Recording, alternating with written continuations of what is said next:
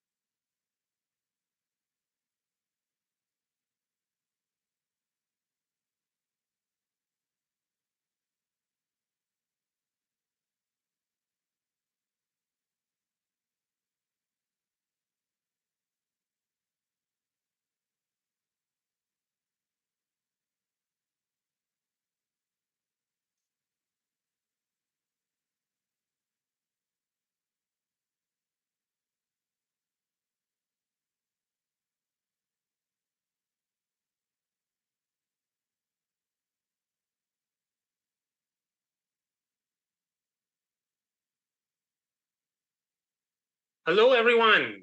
Can you hear me?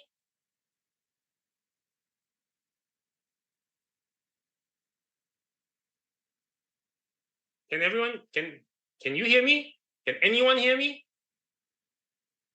Okay, good. Okay, thanks, Alicia. What? Po1 and Sienna. Okay, good. So I presume all can hear. If 3 can hear, that means everybody can hear. Okay, now we are waiting for I don't know how many. There are about 20 of us in the in this session now, but the number of people who registered for this event is much higher. Okay, probably 10 times the amount. So I don't. But nonetheless, I'm not going to wait. I'm going to start at exactly 2 o'clock. Now, for the people here, is this your first time attending an IFL talk? Anyone here attending IFL talk the first time? Give me a sign or send me a note in the chat box. Anyone? Okay, Sian attending first time, huh? Okay, in that case, what I will do is that I'm going to start preparing you all. Now, today we are all here for the money sense for your talk. Anyone here who's not here for your money sense for your child? That means you're in the wrong talk. Okay. For all the talks that are IFL, oh, Stanley first time also. Okay, good. Thanks, Stanley. Now, for all of you who who are here, who have attended IFL talks before, we need to start you off on to register yourself in this thing called Finland Academy. Okay, so over here there's a sign, there's a what you call a QR code over here. You all need to log into this thing. For those of you who have participated in our talks before, you know what to do. Use your registered email address and your password, or sign in using your Facebook and your Gmail. Okay. For those who have not, I'm gonna show you the steps to do it. So for Sian and Stanley and Po1, give me a second. Okay. Here's what we do. Now you need to register into the Finland Academy using the what you call the self-registration or the login. Give me a second. I'm just going to copy this thing so that it'll be easier for you all to. I'm going to post it onto the chat box. Okay, post it onto the chat box. Copy, paste. Oops, shucks. Enter. Okay, the link is there already. Okay, the link is there. Where's my launch? Okay, so when you click onto the link, you will get into a the page will launch. Over here, for those of you who have not registered before, please click in. Please click onto the Facebook and Google and log in. For those who are new, okay, please click on this thing called register here. A bit bigger. There's a register here function over here. Okay, and then you can choose to register via your Facebook or your Google. If you do not want to do it manually, you want to use your Google profile or your Facebook profile, just click on either of these two icons over here. Okay, there's over here. However, if you do not want to use your Facebook or your Google, and you want to register via your email address, okay, email address, you can actually, okay, register your email address over here. Click on here. Okay, just in case you cannot see. Okay, click on here, register with your email, and then you'll come to this page where you can put in your username, your preferred name. Expand the thing. Username, preferred name. Those in asterisks are compulsory fields. Okay, make sure your last name is there and your email address. So some of the other things are not really compulsory. If you can add it in if you want, date of birth, gender, and then when you're done, click submit. Okay. And when it's successful, you will get this message over here. Okay, success. You are now, your account is created and you're ready for use. And once you have done that, okay, you will receive an email. Okay, so you need to check your mailbox. We registered on your email or your Facebook, whatever, or Gmail, or Google account. You will receive an email. Please check your email, your mailbox. And if you do not see the email within a minute or two, please check your spam folder. You may have gone into your spam folder. Okay, when you receive the email, there's a link over here. Okay, the link is over here. You activate your account, okay, via the link in the email. This link, of course, we want you to activate it straight away, lah. But for those of you who are unable to, this link expires in 72 hours. Okay, and once you click onto the activate your account, they'll be prompted to ask you to key in a new password. The password, please note, this is a wrong logo over here, wrong image. The password must be a minimum of 12 characters, must have uppercase, lowercase, one number, and one symbol. Okay, and once you activate, you can then go out and log in to the Finland Academy using your registered email address and the new password. Or for those of you who are done through your Facebook and Google, you can just click on this one. Okay. And okay, am I going too fast? If I am, I'll stop here for a while. No, is this a must that you create this account?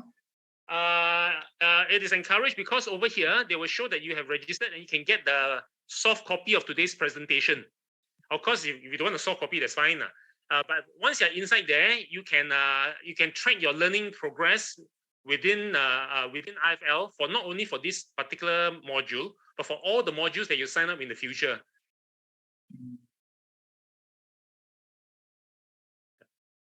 Okay. Okay. Sorry, I actually activated the thing, but I don't know how come that I never see the.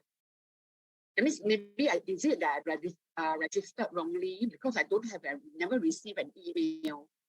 Have you registered before? Previously, yes, but then but I do not know how come I don't have all the data. I mean, I cannot register. I mean, I cannot log in.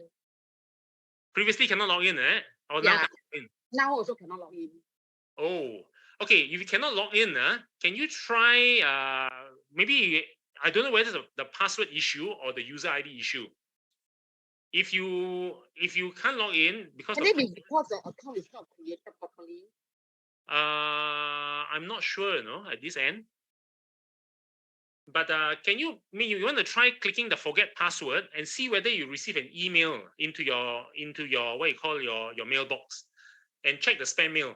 Because if you click the forget password and you do not receive an email, it is likely that the previous registration could have been faulty lah, and you want to register using a second time using a new email address.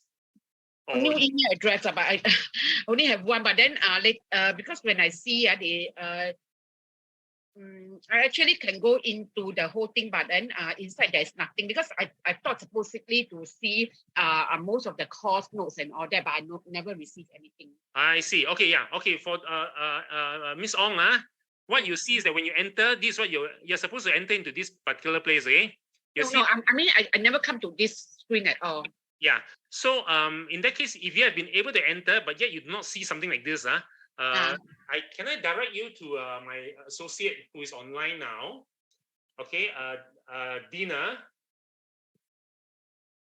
Okay, I'm here. Yeah. Can you assist Miss Ong, SP Ong over here? Yep, I've already private checked her. Okay, good.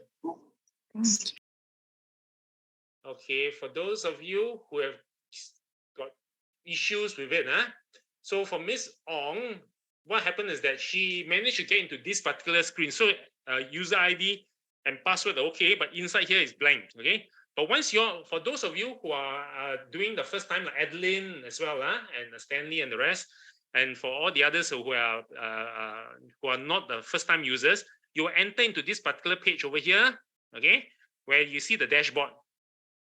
The dashboard, today's course ID, okay, over here, enter the course ID is WK10371. Okay, enter the course ID, WK10371.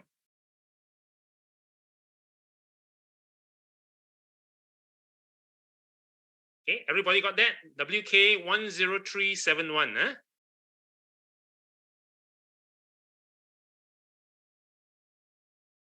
Maybe I should just type it down, WK10371.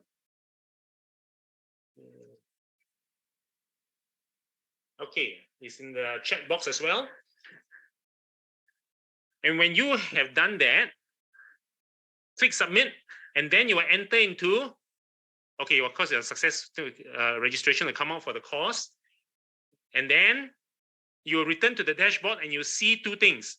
First, you do a survey, okay? The survey over here, start to the survey, start to go or begin.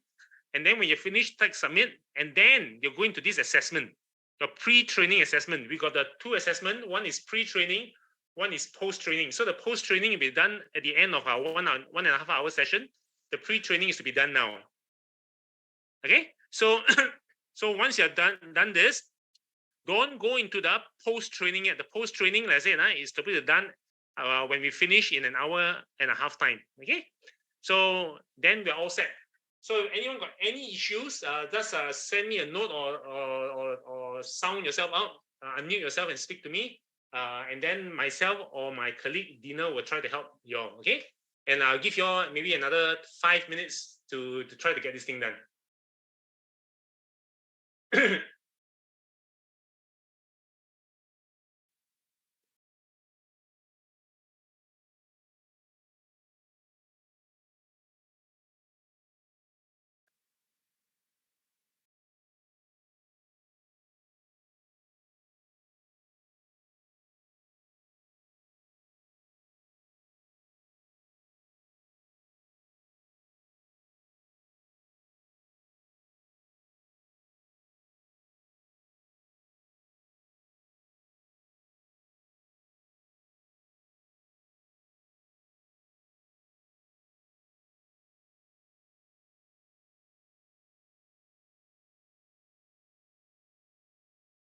May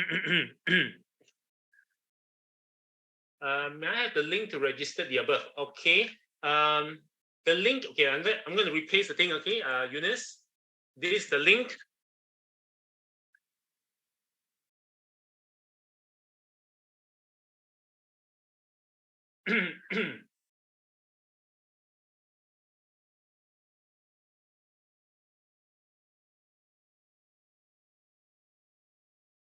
And since you just log in, I'm going to recopy the course ID for you.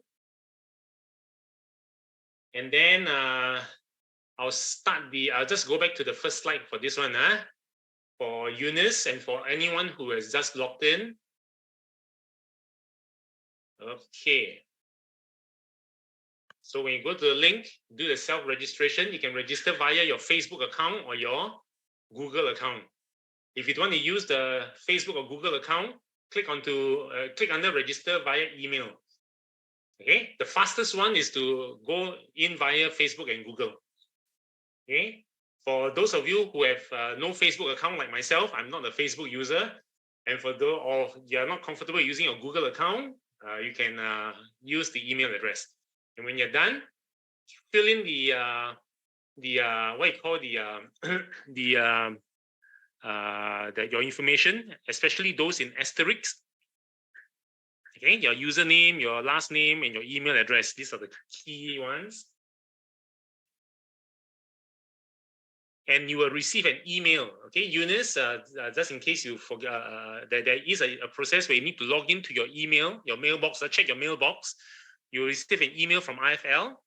And then you have to click on this link over here, activate your account link. Okay.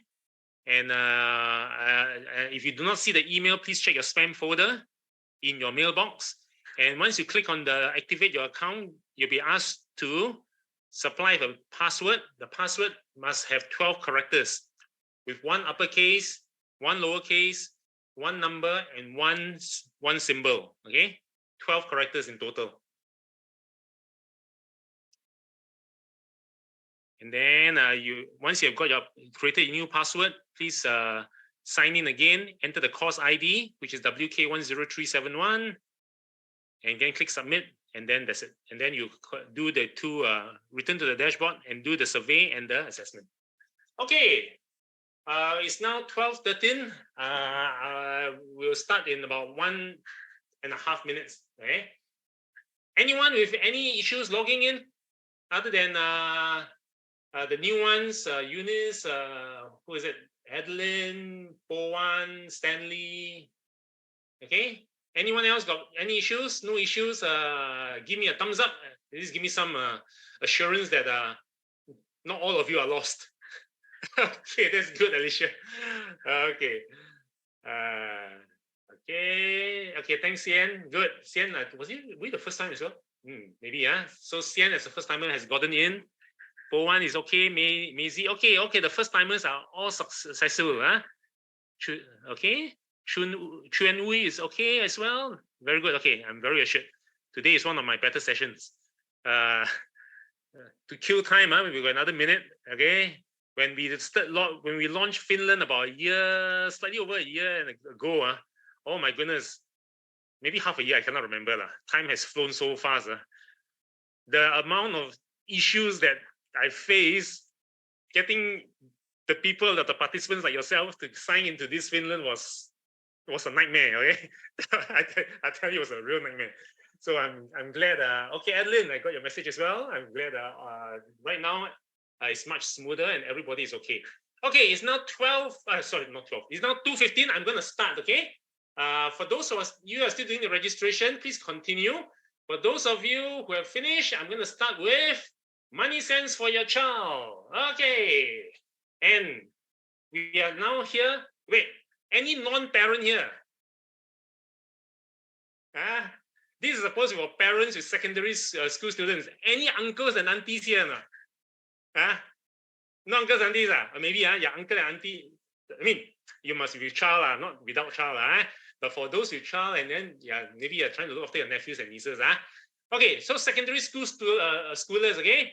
So today, just to introduce IFL. Who is IFL? IFL is a collaboration between moneysense, which is part of the Monetary Authority of Singapore and the Ministry of Manpower. So we are somewhat a government entity. Okay? So moneysense was created in 20 years ago in 2003. And then 10 years later, in 2013, they collaborated with Singapore Poly International. So Singapore Poly International is a wholly owned subsidiary of Singapore Poly. Okay, and we reach out to mainly previously only the Singaporeans and people in Singapore, but now we reach out to all organizations in Asia as well. Okay, so it's an international arm. We have evolved along over the past 10 years. Okay, so we are outreach arm. We conduct free and unbiased what you call financial education. Okay, for everybody. Now there's a disclaimer. Okay, over here, whatever I'm going to say today, it's only for guidance. If I mention any company name, it's not a recommendation. And if you need to really work out your financial, know your financial status and what to do for your finance, please consult a licensed financial advisor. I am not a licensed financial advisor. I'm not licensed. Neither am I a financial advisor. Okay, I'm just someone here selling koyok to you. Not really. I'm actually a parent selling koyok to you. Actually, that's not true also. We're not selling koyok. Okay, so I'm just here to deliver, share with you some of the things that I've gone through. Wait, before I go on, one other thing. How many? We have got 45 people over here. We have previously, since COVID started, when we conducted online sessions, we have got participants who do their marketing within the session over here. I catch you, I tell you, I won't let you go. Okay, please don't, okay? Don't do that. So let other people concentrate, okay? Don't go and sell koyok on my behalf. Let the selling be done by me. Okay? So please don't do that. No enticement. Please don't solicit anyone. Now, so who am I? Okay, as I mentioned, I'm not just my name is Edmund Leong, right? I'm a engineer turned banker, career banker, and then I quit banking. I went to join startups. I went to join the social enterprises, at Willing Hearts. There's a soup kitchen, and then I joined the Singapore Cancer Society. I became their CEO. Okay, so I've done a lot of things in my quite a career, many things, and then I decided to quit. And then I went to do freelancing. After that, I'm still doing freelancing now. That was about 13 years ago when I quit. So I teach maths and science to primary and secondary school students, and I teach financial literacy to students in schools as well as to the public like yourselves. Okay, so that's a little bit of myself, my professional wise. So I've done quite a bit of stuff, including day trading, okay, or internet marketing, everything. But what is most interesting about today, or most relevant about today, is that I am a father as well. I'm a father 4 times over. I've got 4 children. My eldest child. I've got 3 boys and 1 girl. My eldest child is already 29. My youngest one is 19. So yeah, I've gone through the pain multiple times. Okay, the primary school pain, the secondary school pain, and the young adult pain. Okay, so yeah, I wouldn't say that I have a lot of experience. I've encountered things that some other people have not encountered before, but I'm sure that other people encounter things that I have not encountered before. So like I said, today's session is just to share with you a little bit on what I've been able to experience and gone through, and things that is good practices which I will present to you. Oh, one other thing I forgot to mention just now. We've got this thing called a digital financial health clinic. It's a one-on-one consultation. Okay, so later on, if you all have to rush off, or you cannot, or you stay behind, but then you find that the Q&A is not satisfactory. Okay, you want to find out a little bit more about your other financial aspects, you can actually sign up. Okay, the digital financial health over here. Okay, and then we can basically is where this is here, just to show you. Okay, you can sign up. It's a one-on-one session. Okay, to guide you to take practical steps. Okay, there's customized to your own situation. Okay, participants must be over 18 years old. Okay, it's unbiased. Okay, so this is something that you may want to sign up, and then someone will contact you. Just basically just leave the details over here. Okay. Okay, now let's carry on. Now, today's objective is to learn the importance of financial education for your child, and as well to focus on these secondary school aspects. Now, why is financial literacy important for your child? Okay, over here. Why is financial literacy important for you? Anyone, just type in over here. Okay, today is supposed to be an interactive session. So type in, why are you here for today? Okay, learn from each other. How many parents here? 40. There are 45 parents over here. So 45 parents of secondary school students. Okay, try to share with each other what your mission is today. Okay. Oh, by the way, I'm looking at you. I'm looking at there. I got 2 screens over here. Just in case you think I'm not looking at you, I'm looking at your responses. So anyone, Why are you here today? Why is it important to you? Anyone? I don't know. I just happen to come across this thing. Today I'm free, nothing better to do. Is it? Or is it what? I'm trying to give my life, my child a skill. Eh? No response. Are you there? Are you there? You're there. Please tell me I have not fallen asleep yet. Too soon to fall asleep, unless it's a fantastic lunch. Okay, anyway, if there's no response, I'm going to carry on. Okay, over here. According to the National, okay, this is the US, National Financial Education Council. Thank you, Jocelyn. Appreciate your response, okay? At least I know someone is there. Sarah also, thank you so much. Teach the child how to save money, okay? Not too late, even though if you're secondary school going child. So my child don't squander away my money. Now, Sarah, that is very true, okay? I've been teaching, let's say I quit banking and I went into Willing Hearts, right? When I was in Willing Hearts, I have seen, okay, I went into a house before and I've seen people in their 60s and 70s staring into a blank wall, Sarah. And I was bringing food to them. I said, why are they, normally when you bring food to people, they come and say hi to you. But in this case, it was a whole room of people who were just sitting there stunned, just staring into the wall in front of them, you know. So I was wondering what happened. Then I found out that this particular charity was to cater to people who are to old, particularly old people, the seniors who have been kicked out of their house by their children. Right? The children may not have squandered their money, but the children have taken over their house and and then just say bye-bye and so it's their sometimes it's their child, sometimes it's their child's spouse. That means they're the husband or the wife. So it's quite scary, Sarah. Okay. So for those of you who are here, you all know your child, now your child is growing up. Please monitor your child. You will know what your child is. That's because you are the parent. If your child is a rascal, please do not fool yourself. Okay? You're the only person. The only person who can fool you is yourself. If you see something wrong with your child, please do not entrust everything to your child. Okay? So it's a bit of a side note over there. But okay, thank you, Jocelyn. Thank you, Sarah. So today, okay, we're going to focus not so much on secondary school students. That's fine, okay. But we're going to look at this so they can prepare your child for the future. Right? So over here, according to the NFEC, financial literacy is there because if they are not taught good money habits and the reasoning behind them, the kids will tend to pick up and emulate the relationships. Basically, they're going to copy the relationships of the adults in their lives. Basically, they will be looking at you. Okay. Later on, there's another slide. I'll just say now. Some parents, when I teach this last time actually this session is a 3-hour session. But today, of course, a lot of people can't sit still for 3 hours, so we are down to 1.5 hour session.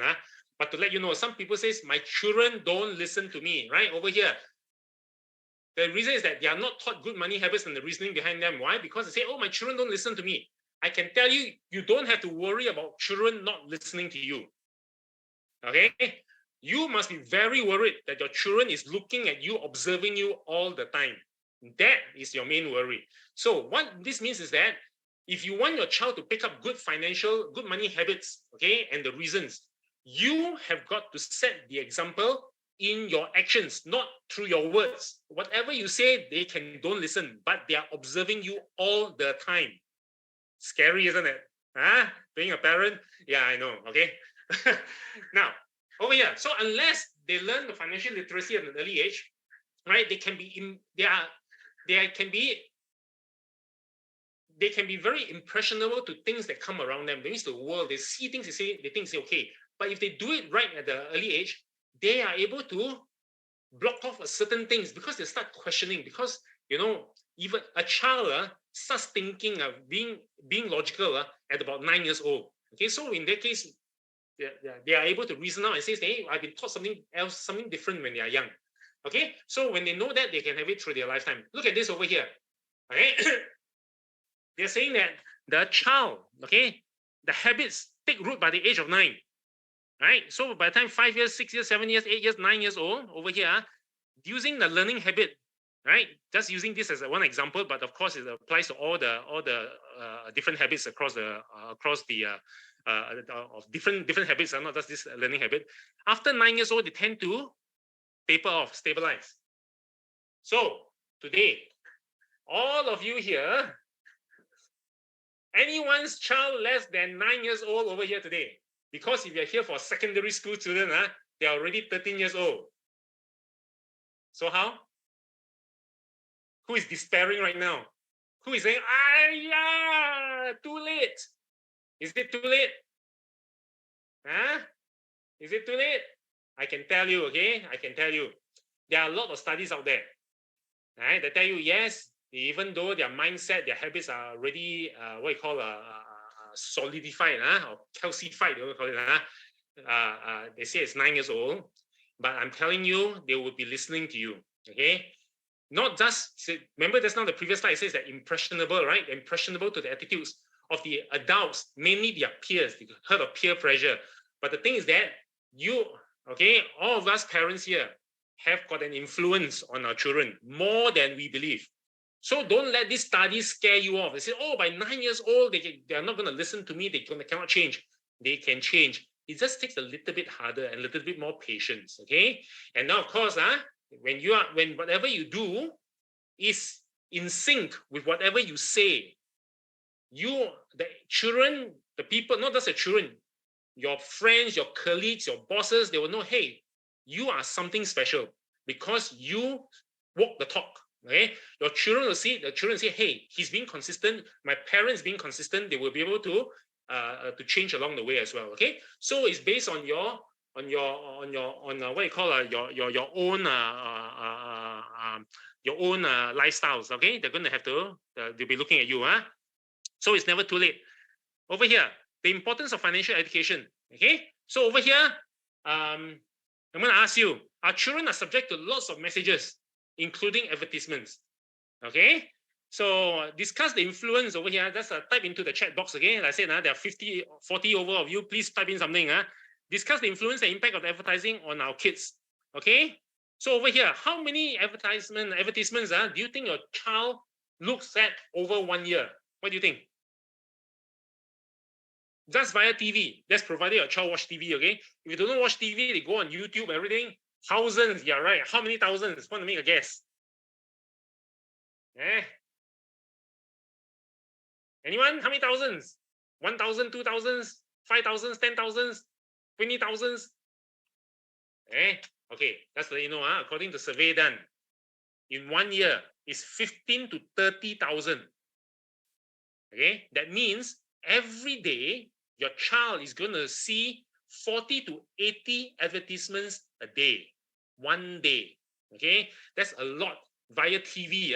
If they watch TV, if they have got multiple social media via YouTube or via Instagram or via, I don't know, Twitter or Facebook, the advertisements are just going to pile up. There's a lot of advertisements going around the place.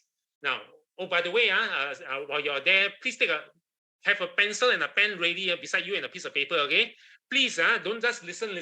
You need to do, okay? Jot down things that strike you, because these are the things that you need to write it down to remind yourself to what to do, okay? So basically, right, coming back to the session, there are many different type of advertisements, okay? It's just not advertisements. It is a different lifestyle, okay? We are in Asia, Singapore, call it an Eastern lifestyle, but not exactly Eastern, but we're very influenced by the Western lifestyle as well. So what are Western lifestyles? Not just advertisements, but shows. There's violence, there's sexual content, there's skimpy dressing, for example, body image. Right now on the social media, you don't even know what the children is looking at. It's true. I don't even know my 4 children are looking at, because they are considered adult already. Even my 19-year-old, right? By the time they're 16 years old, 17 years old, we sort of lose control already. So the thing is that they will impact their self-esteem and their body image. But today, we are focused on the financial aspect. But please, the financial aspect is something to focus on. But it's more important to focus on the non-financial aspects, okay? Something that you need to figure out, okay? Because why? The more if they are continuing using Singapore, they try to balance it, right? Because they still got to go to school. We have moved away from online learning for a while, and then they are not on the computer all the time, right? Certain Western societies that the children have not gone back to, haven't gone back to school, and some of them they lock themselves in the room, so they got very poor self-esteem, okay? And then there's addiction, right? Because they are gaming all the time, or I don't know what they're doing. So then smoking, alcohol, there's a lot of things. So please just be aware of all these things. Okay. So over here, just coming back to today, okay, as an advertisement. In the next time, I'm going to show you advertisement. What are the key messages that you see, and what do you think your child see? Okay, and then you can just pop into the text box over here. There is this thing called, look, going to school, super stationery sale. Okay, if it's a bit small, I'm going to enlarge. Okay, super stationery sale for, let's say this 1 week sale, no, 1 month sale, online special, $12 off. Enjoy $12 off and free shipping when you buy above $100, or the store special, 30% off your next 3 items for purchases over $120 net. So when you see this advertisement over here, how will you react? What do you think your child sees, and what do you think you see? Okay, let me know on the chat box.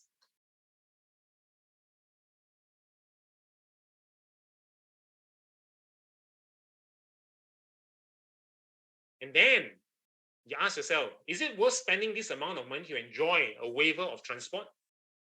What do you think your child sees?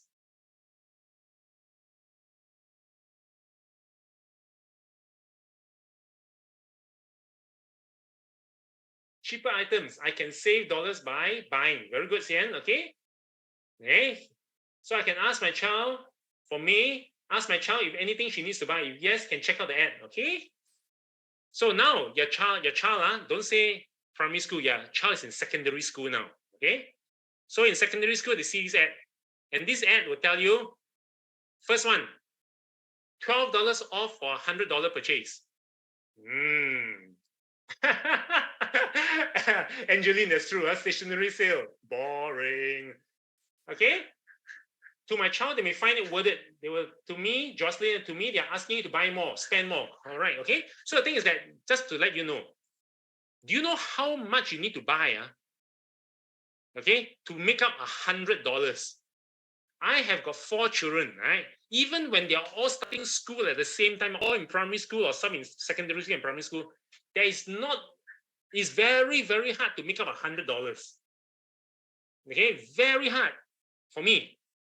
Oh, okay, that's the reason why, because my wife has got her own group of friends. Okay, so they tend to rotate past the textbooks around. Sometimes even the assessment books are the clean ones. Or we go to the Bras Basah Road, Bras Basah Complex, BBC, and we buy second-hand books. Okay, so in that case, for us, it's very hard to find popular bookshop.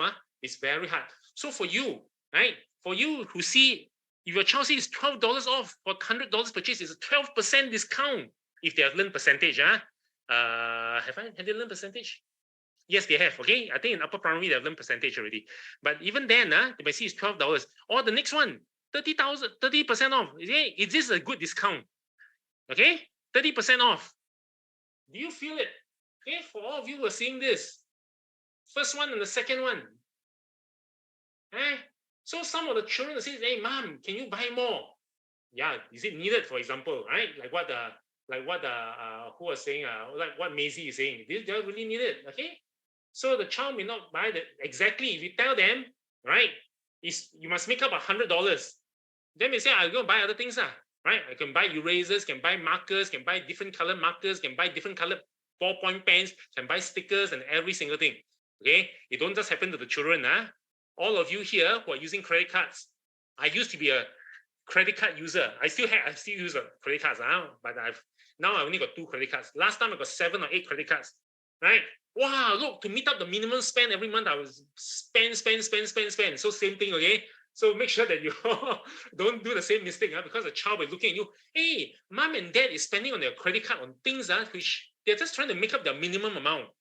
So they'll think, hey, if they can make up minimum amount, my minimum amount here is $100 or $120. Then they'll start spending as well. Okay, now, but the thing is that over here, just to finish off, if they miss the thing, because there are a lot of things that the fine print. What does the fine print say? 30% off on your next 3 items, your purchase of the next 3 items above $120. It's not even the current purchase, it's the next purchase. Okay, so one of the things that you all have to take note of, maybe you all want to write it down. You educate yourself on this and then educate your children. Write it down Everybody wants my money. Yep, write it down. Everybody wants my money. Okay? If you don't believe me, you go and figure it out. Right now, your children wants your money. Your husband or your wife wants your money. Your parents wants your money. You go to NTUC, they want your money. You go to Value Shop. SALE, exclamation mark, sale. What do they want? They want your money. Okay, so same thing over here. When they want your money, there are a lot of fine prints over here. If you don't read it properly, you end up, actually, it's not a very good discount. Okay, so this is just one of the, oh, by the way, so am I saying that discounts are bad? No, discounts are not bad. Okay, like what who was saying just now, if for Joycelyn, okay, if it is worth it, right? If it's within your own spending, right? If you can bring forward something that you need from the next month or 2 months later into the current month, of course, then it makes sense to go for the discount. If it's not, then the discount is not really worth it. Okay, so the question is, are discounts good? It depends. Okay, so try to logically work all these things out. And then when it comes to your child, okay, particularly your secondary school child, especially among the boys, some of the boys do not like to talk. Okay, let's say I got 3 boys and 1 girl. Okay, the boys are generally more quiet than the girls. I don't know why, okay. My wife talks more than me. Okay, my same thing. My son talks less than my daughter, so they tend to be quieter. So when you are looking at all these things, you need to voice out your thoughts. Whatever you're thinking is going through your head, voice it out. Let your children know. Of course, the fear is that, hey, I say something that's ridiculous, and then my children pick it up. Never mind, it is okay.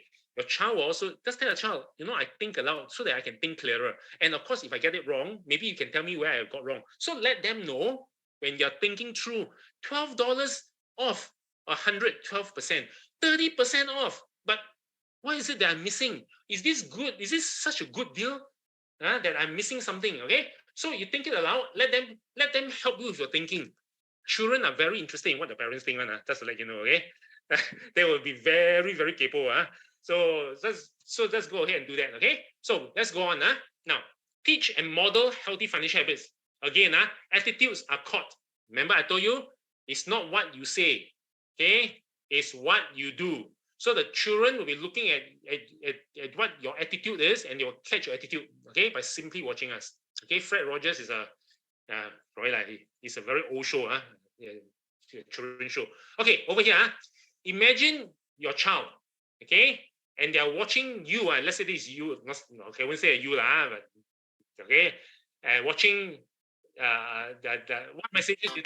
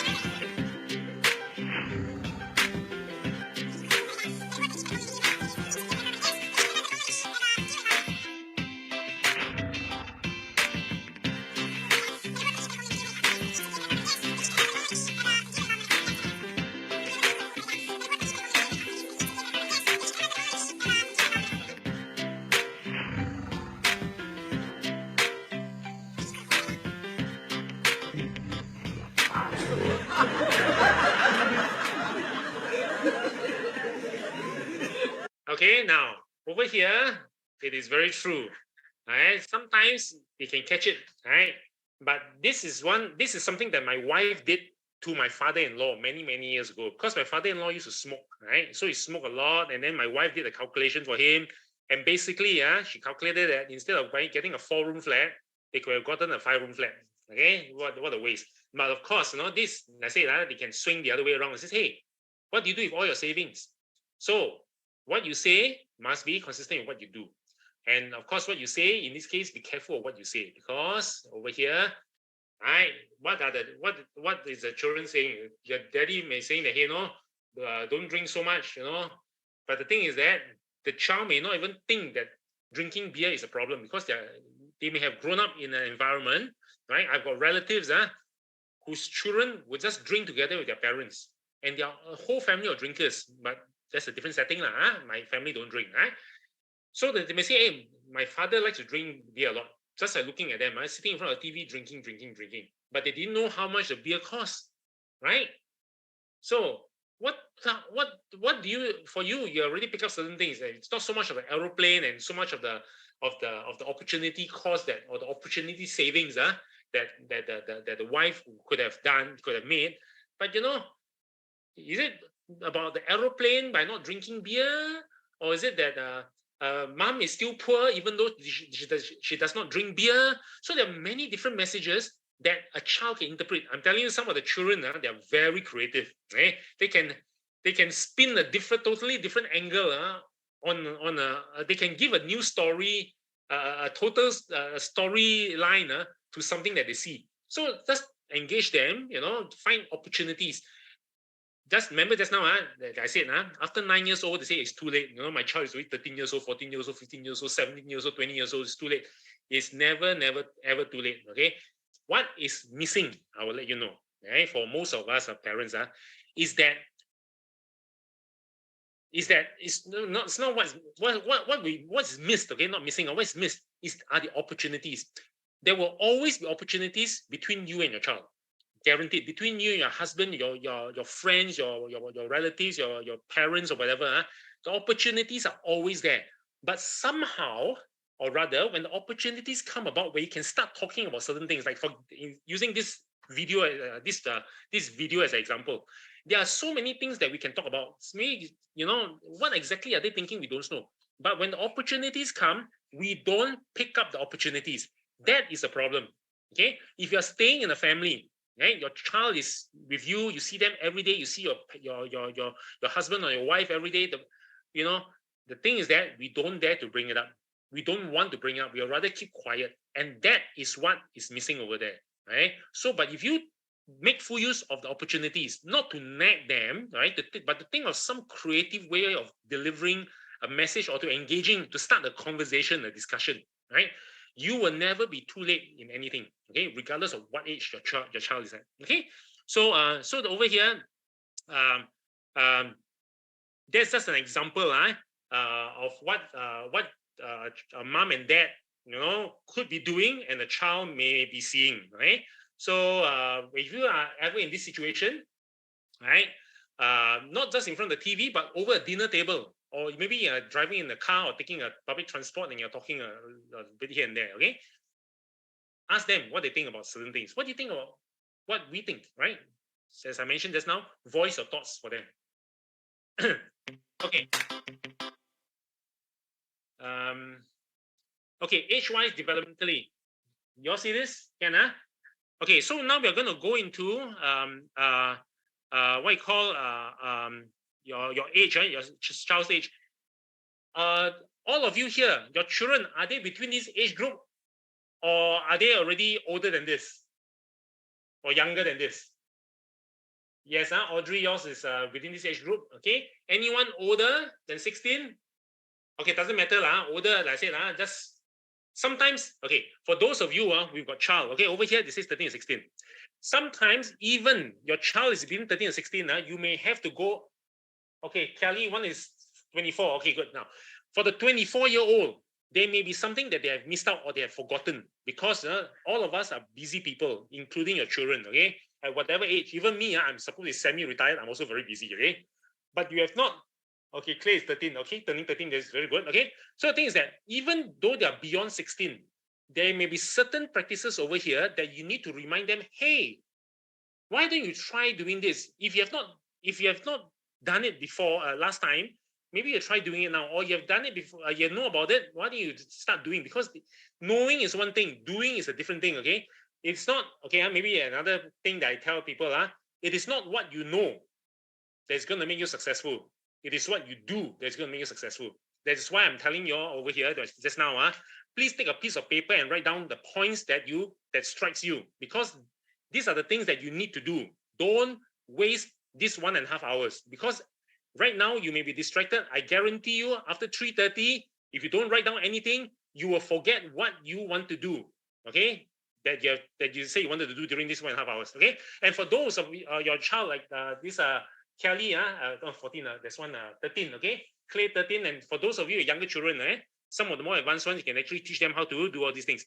Now for discussion, okay, for these two things, basically, what do you think a secondary school student should do? What are some of the money concepts that you tried introducing to your child? Okay, and how were they introduced to your child? Okay, anyone just think through. Okay, just think it through. What have you done? Because right now, remember, your child is looking at you. You may have told them to do certain things, but they may not have done it, or they may have done it but done it wrongly. Of course, it's best that they did it correctly, and then you can give yourself a pat on the back now. Okay, but right now it's just a thing. Think a little bit. Okay, how did your child react when you introduce, and what challenges do you face? Okay, I'm just going to give you about a few seconds over here to think through, to see whether you recall any specific thing that you have done. You have done well or you have not done well. Okay, a few seconds, maybe another 20 seconds.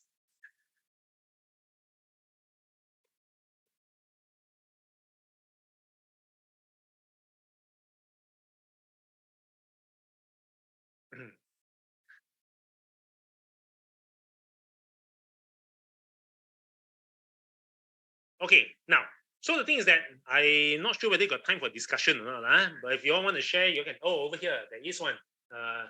HM Lee, what is this? HM Lee. Is the child to be here? Sorry, Aaron, I miss you. Is the child to be here? Don't understand that question, Aaron. Maybe you can elaborate a little bit more. For HM Lee, saving money, buying what you need, minimize online shopping for environmental reasons, and matching children's dollars when donating jewelry. Yes, Otis, okay. So some of these are very good, especially when they are. Oh, is the child supposed to be here? No, this session is for you, parents only. Okay, I have delivered sessions many years ago where the child is there. Most of the children will not understand. Some children pay attention. Very few, I say very few. But otherwise, this is for you. Okay. So over here, now, what HM is saying is that okay, all these things, saving money, buying what you need. These are some of the concepts they teach to them, okay?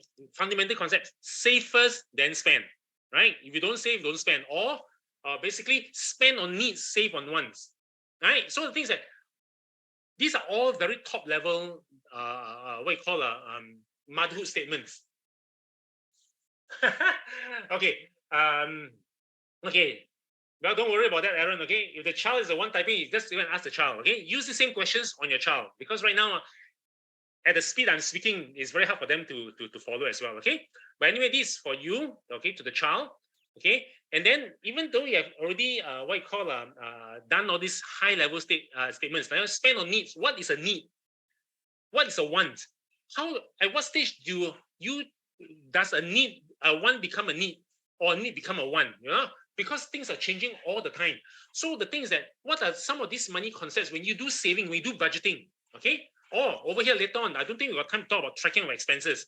Who over here, for example, track your expenses? Does anyone here track expenses? Wait, let me look at their respond to me. Let me look at the other feedback. One challenge I observe how children develop restraint. There is peer pressure, peer observation. If someone has something they want, wish to have it. Yes, correct. Okay, Sian, you're right. Peer pressure is a very big thing. Now, I was aware. Okay. Let me give a short, little bit background.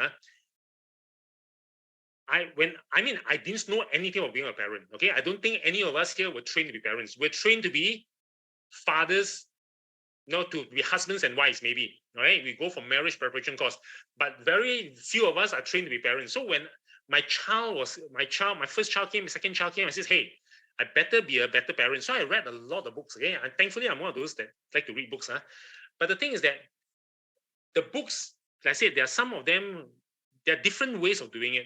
Some doesn't work at all, but you need to try it out to see whether it works. Okay, if it doesn't work, cast it aside.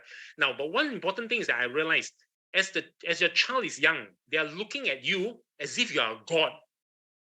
Right? You look at your child. When the child when they ask you things, you respond to them and says, wow, my mommy and my daddy know so much. Right? As they're growing up, the older they grow, right? And the more they ask the questions, then they realize one day, my mommy and my daddy doesn't know everything. Sometimes, how come some other persons know? Sometimes my friends know, or sometimes my teacher know more than my father and the mother. And because of that, okay, the children, your child or our children will start looking at us as if we are no longer gods. Our words don't count. And that's where the outside influence come in. That's where the peers come in, because they are with their friends a lot in school. Their children, their teachers' influence also come in. Nothing wrong with that, but only if they are good friends, good classmates, and good teachers. No, there are a lot of bad teachers out there as well, and bad adults. So please be very careful with your child. So when they teach them all these things, right, your peer pressure. So I was very aware of it. So I educated myself as much as I can, right, so that my children will continue to look upon me as if I'm God, right, for as long as possible, because I want to exert as much parental pressure, not peer pressure, but parental pressure in a good way, okay, on them as possible, so that they know that they can still come to me and trust what I say, right? But of course, I will telling you, peer pressure is real. It's not easy, okay, to get around peer pressure. So the thing is that how do you balance this peer pressure when their peers are telling me, hey, I got this, I got this, I got this. For example, my children, none of my children, okay, have a handphone. Now, of course, a smartphone. Last time was Nokia, the dumb phone. Okay, even my daughter, who is now 24, right? When she was 15 years old, there was 10 years old. Okay, no, 9 years old, 9 years ago. Okay, when she was 15 in Sec 3, she did not have a smartphone. None of my children have got smartphones. All their friends have got smartphones, even in primary school. But for where my children are concerned, me and my wife, we refuse to buy them any smartphone. Wow, is that hard? Of course it's hard. The school will say, hey, I send messages to our students, but the teacher, the form teacher, I send it via their WhatsApp. You got no WhatsApp? I say, yeah, so?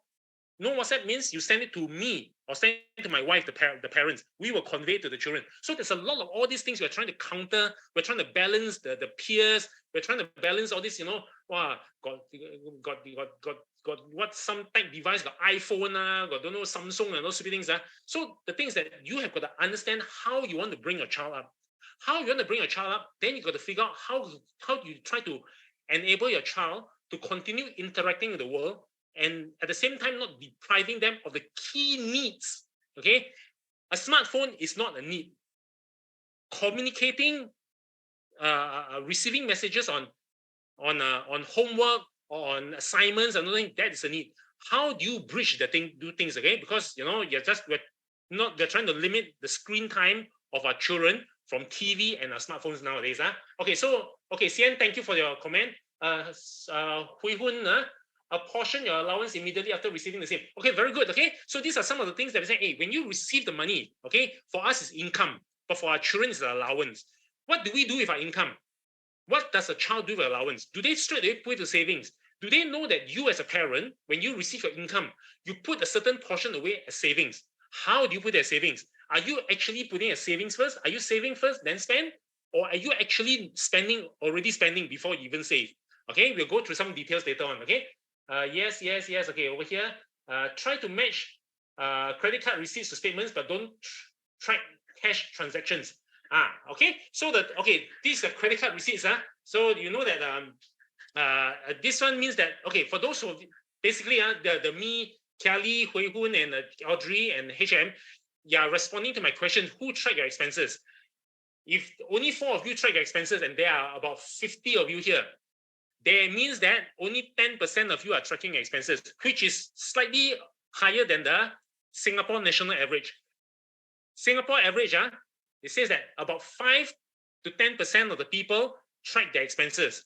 And tracking your expenses is one of the fundamentals of financial literacy. That means the rest of you, other than these 4 people over here, are not tracking your expenses. It's a good time to start. Okay, now, why do I say that? The joke is that I've been teaching financial literacy for about maybe 10 years. Do you know when I started tracking my expenses? About 7 years ago. Yeah, okay.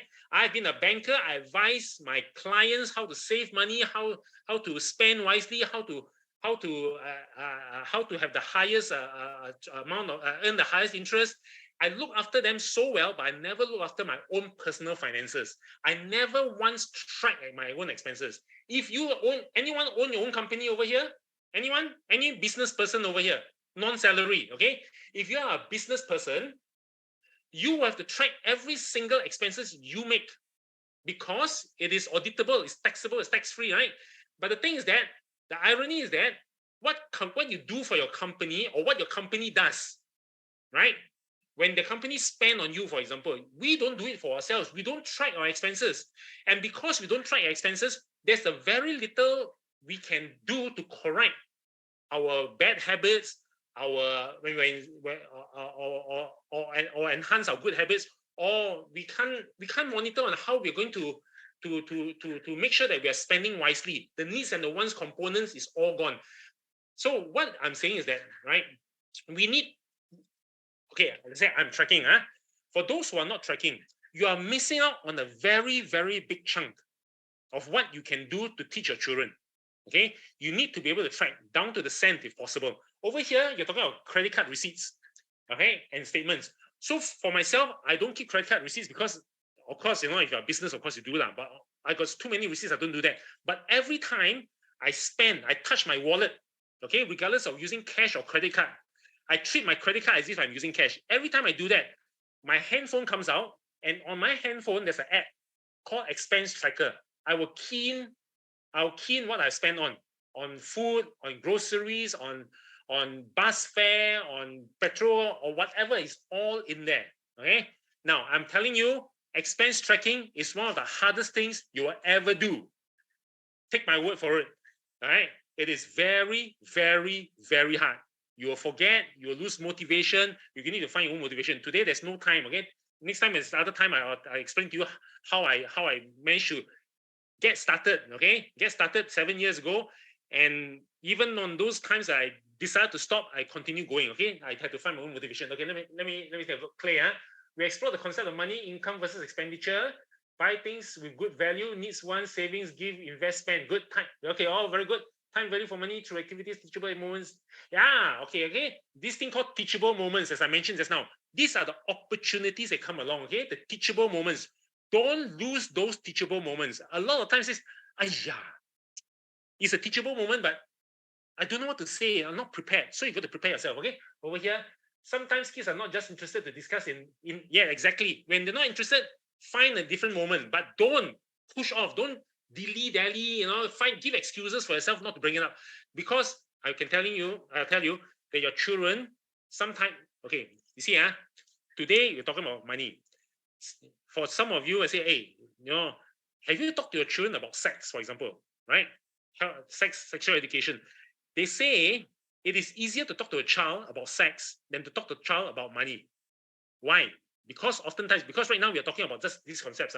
The difficult thing about talking about money is that where allowance is concerned, is when you cut their allowance. I'm telling you, it's a very difficult conversation to have. The child will kick out a fuss. You have to justify yourself. You have to think a lot more on why your child is not spending on the right things. So all these things are going to come into play when you're going to talk about financial, what you call prudence. Okay, basically, don't spend the money.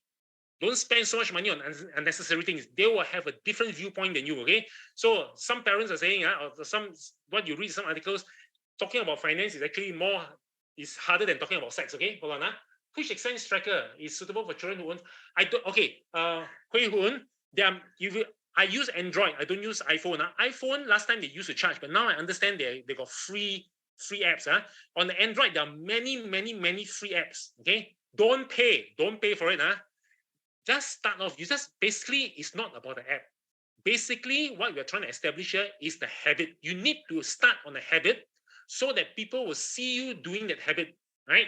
It's a habit of tracking. You don't need to have a smartphone app to track your expenses. You can track your expenses on a piece of paper, but you need to start the habit, okay? You need to do it again and again. Basically, a habit is repetitive actions, okay? You can do it again and again, and the habit will form. It gets easier and easier. So that is the thing. So the thing is that, sorry, this is a child speaking. Okay, don't worry that. So over here, I got my money. Oh, Aaron, you're a child. Oh, okay. Hello, Aaron. How old are you, Aaron? Okay, anyway, your child speaking, you got a money card, complain. Very good. Okay, I'm glad your mother and father are trying to help you see what your parents are trying to do is to help you understand. Okay, what is a need and what's a want. I can tell you, after having 4 children, I teach financial literacy. I can't even, don't talk about children, okay? I can't even get my wife to do certain things that is financially wise or that's financially literate, because she's got a different set of habits. So now I'm telling to all of you, adults and Aaron, a child, right? I can't even convince my wife and my children to do certain things. I am not very confident that you can do it, but I'm hopeful that you all can do it. Okay. So over here, Aaron, okay, be thankful that your parents are talking about this for you. Is there one that has an adult monitoring function? I don't know about that, Hui Hun. I don't believe in monitoring my child. Okay, I believe in them, or actually my wife believe in them coming to us and talking to us. So for our children, even my eldest one, okay, all their lives, when they want to talk to us about something, they will come into the bedroom and they'll close the door. And then they will pour their heart out. Sometimes they cry, sometimes they don't cry. So my number 1, my number 2, my number 3 does that. My last one, interestingly, don't do that. Okay? So all of them, in the sense, when they got something close, we don't monitor, we let them, we allow them to fail.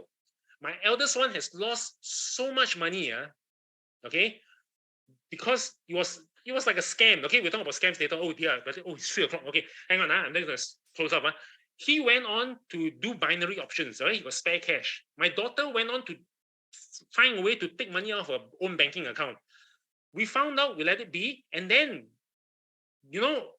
we told them what to do, but they didn't do it. Then they suffer the consequences. Maybe 3, 4, 5, 6 months later, 1 year later, they suffer the consequences. Then they'll come back to us and say, okay, there's something I've done, I wouldn't say they own up, they're just sharing their thoughts. So in that case, we don't need to monitor. Yes, when they are young, okay, sorry, let me take it back, okay? Right now, if your child is in primary school, you need to monitor. Okay, no doubt about it. You need to monitor because you're giving their allowance. But once they start earning their own money, all my children went out to work at 14 years old. That means Sec 2, they start to go to work already. Sec 2, Sec 3, yeah, about then. Because they wanted to have their own pocket money and they didn't get it from me and their mother. So we say, you want to get more pocket money? Instead of touching your savings, go and work. So they went out to work. Okay, they can find jobs. Right? So anyway, there's one way of doing it. Okay, so I don't believe monitoring. Educating children is one thing, but following through is, yes, correct. Connie, I agree with you. Okay, no, my mom will come back later. Okay, Aaron. Okay, I don't know. Okay, Aaron, are you in secondary school? I think you are. Right? Okay, Audrey, what age will be suitable for kids to have their own debit card? Okay, you can have. Okay, we're gonna talk about debit cards later. Okay, children can have debit cards. Okay, last time the question is that at what age can the children have credit cards? Because you can always have the children can always have a supplementary credit card, but credit card is not advisable. So we move the debit card. When debit cards were introduced, the children can actually touch their own money. Now, my children, I said, the money all your life, all their young life, their ang pao is given to the parents. The parents have put the money into the bank account. And of course, in the meantime, they take some and put it inside their own piggy bank where they spend. Okay, my experience, my children will always have enough in their piggy bank because before they put the money, give the money to us, maybe their Chinese New Year ang pao or Christmas ang pao or don't know ang pao, they will say, I want to keep a certain portion of this. We let them keep. Okay, that's over and above the weekly allowance the daily or weekly allowances that we give to them previously. So they have that, and they never need to touch their money in their bank account. So basically, a debit card is to allow the child to access the money in their bank account. We never allowed that. But my daughter came along, okay, when she was 16 or 17, okay? When she was 17, she came along and says, Mom, I need to have money. You see, don't you have money in your piggy bank?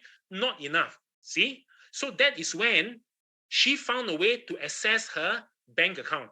For me, we don't believe in giving a child the bank account unless they become an adult. Basically, when they're 18, 19, for us, adult is 21, but by the time it's 20 or 19, when they go into university or go to army, we allow them to manage their own money already. They have they got open access to their own account. They can lose all basically, if they are scammed, if they lose all the money, they will not lose so much. It is a learning opportunity for them. Okay, it's just like when you're going to school, right? School is the best time to fail, right? But yet a lot of people, or a lot of parents are scaring their children. They say, you cannot fail, you cannot fail, you cannot fail. You must always get good grades. Allow the child to fail, okay? Even in studies and even in their own finance.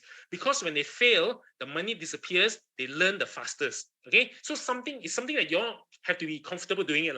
So for us, we allow our children to fail in the sense, okay? Wait, wow, a lot of questions are going on. Trust me, at one age, okay.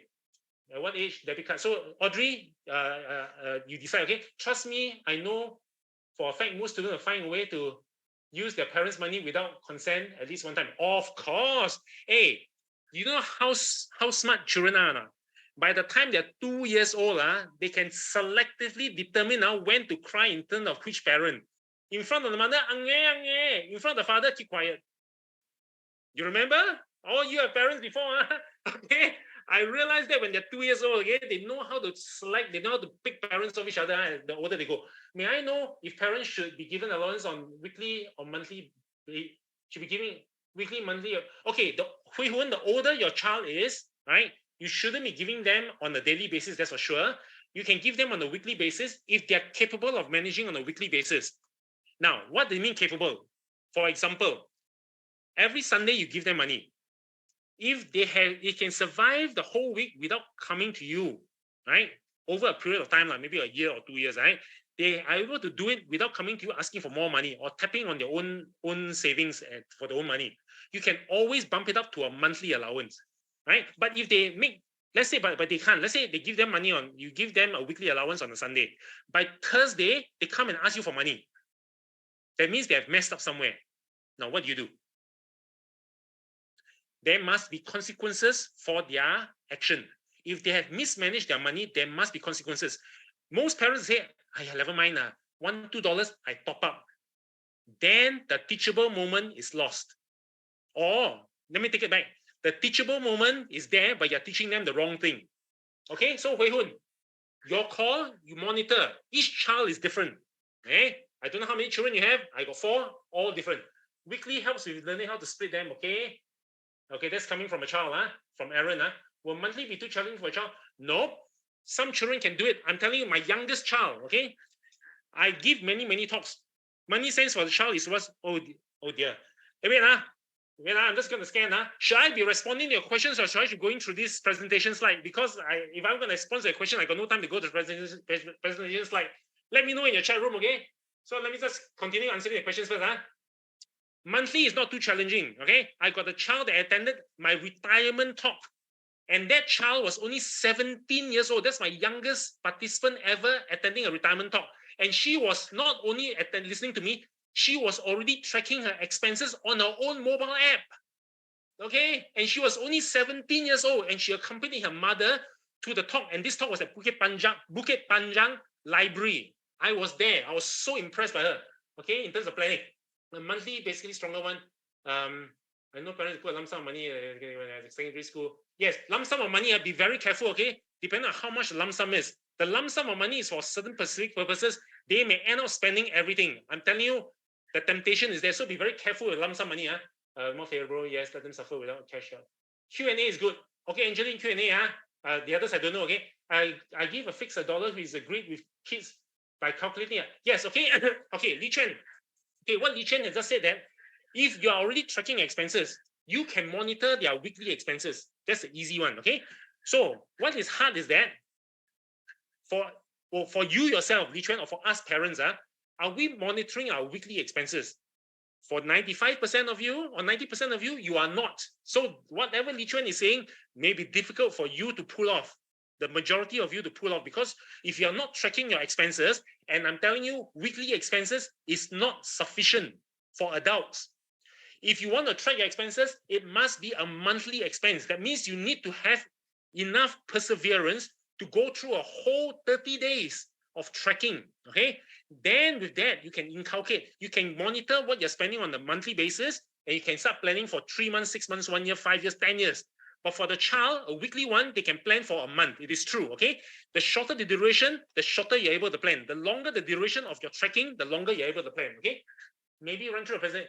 Okay, City Tan, run through, okay. The indicator, your suggestion is good. Two of my children are managing really uneventful for a while. And okay, that's good. Okay, I'm going to just go through, okay, the presentation. For those of you, if you want, we can still do a lot of Q&A after. I will stay here for as long as you want, okay?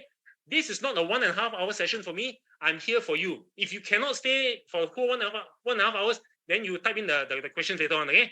Okay, secondary school students, being a savvy student at the digital age. Okay, we're going to cover these things. Okay, being a smart consumer, understanding how to budget using savings goals. Okay, I think most of you know this. Understand the power of compounding interest. Compounding interest, we're not going to touch upon it today. But I'm telling you, all of us learn compounding interest in Sec 3. Do you know when I applied compounding interest?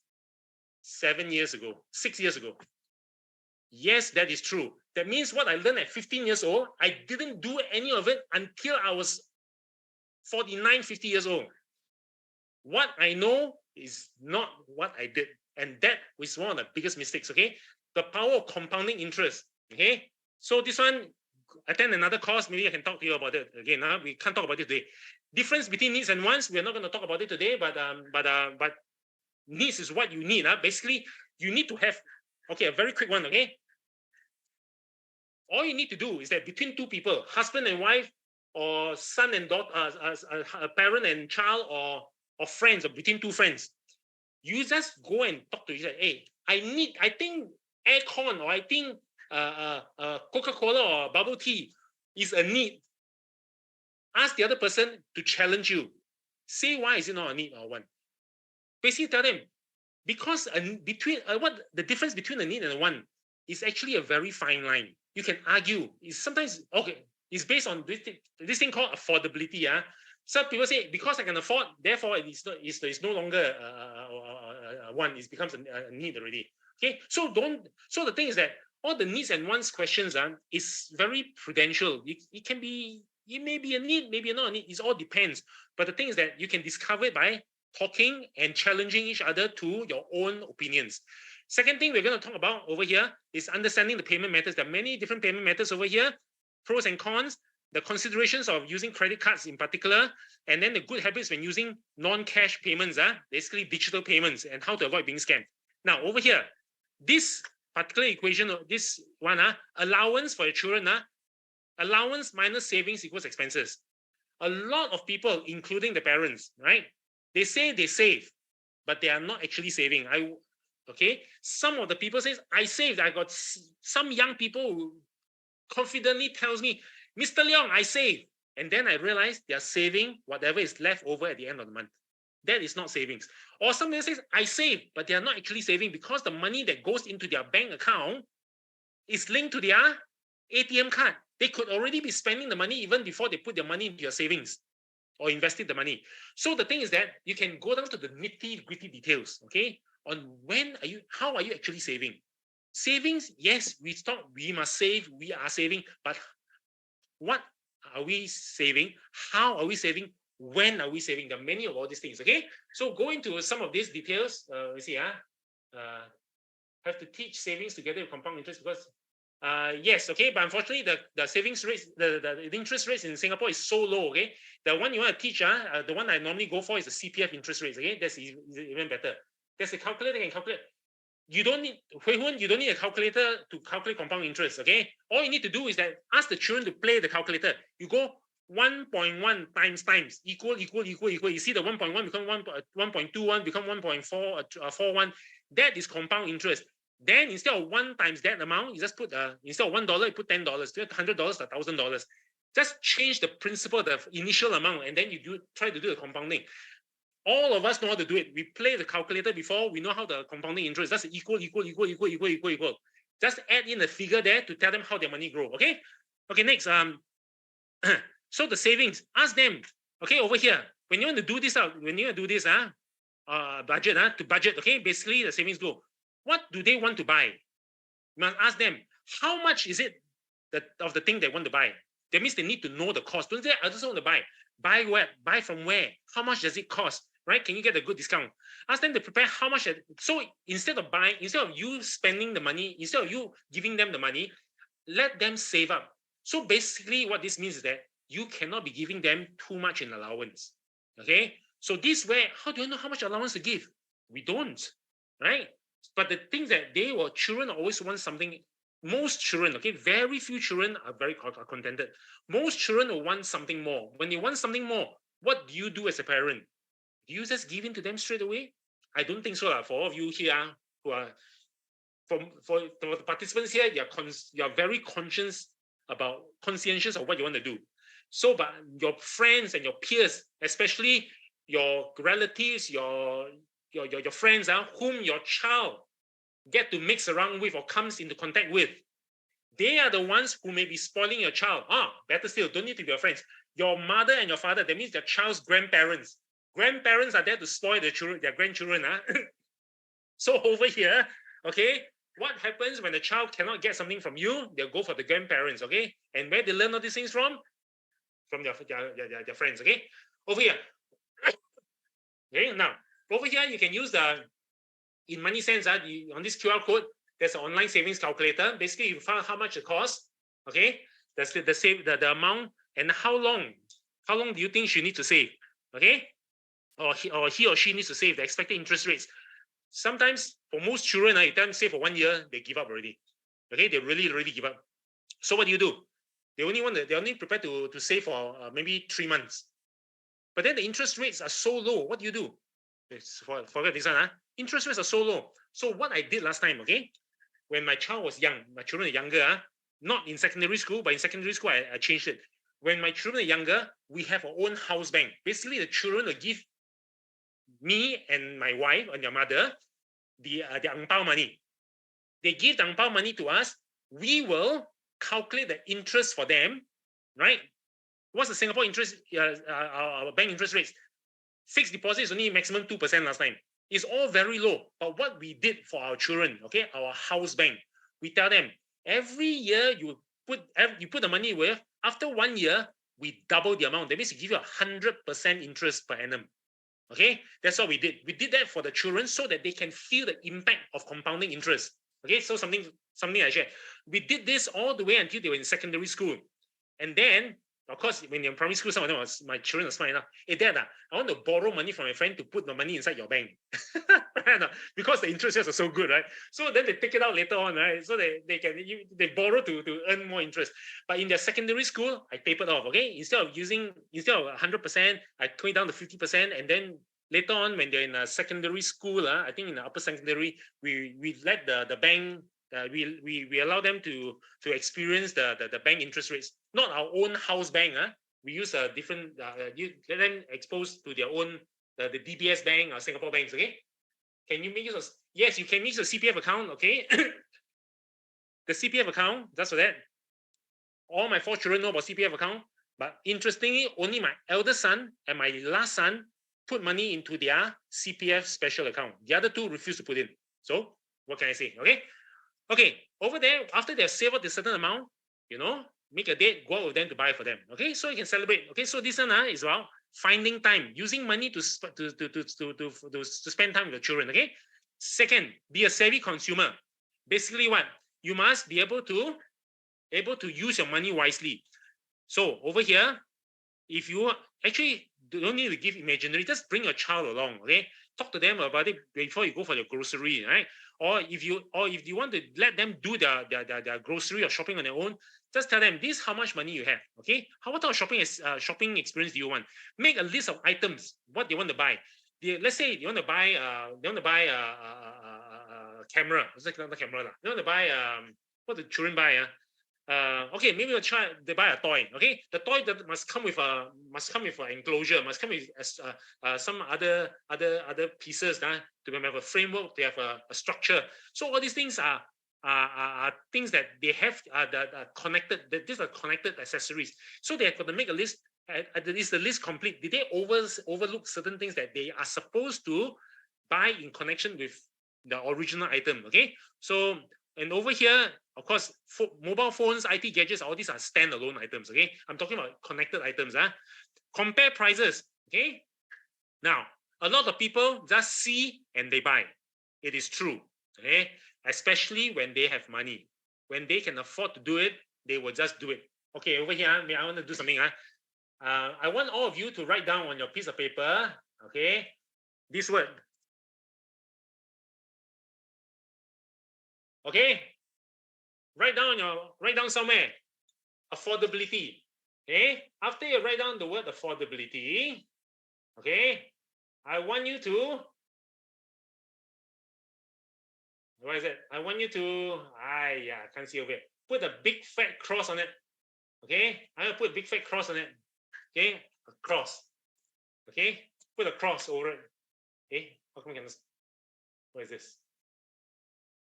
What is this? Okay, put a cross. Now, put a cross over affordability.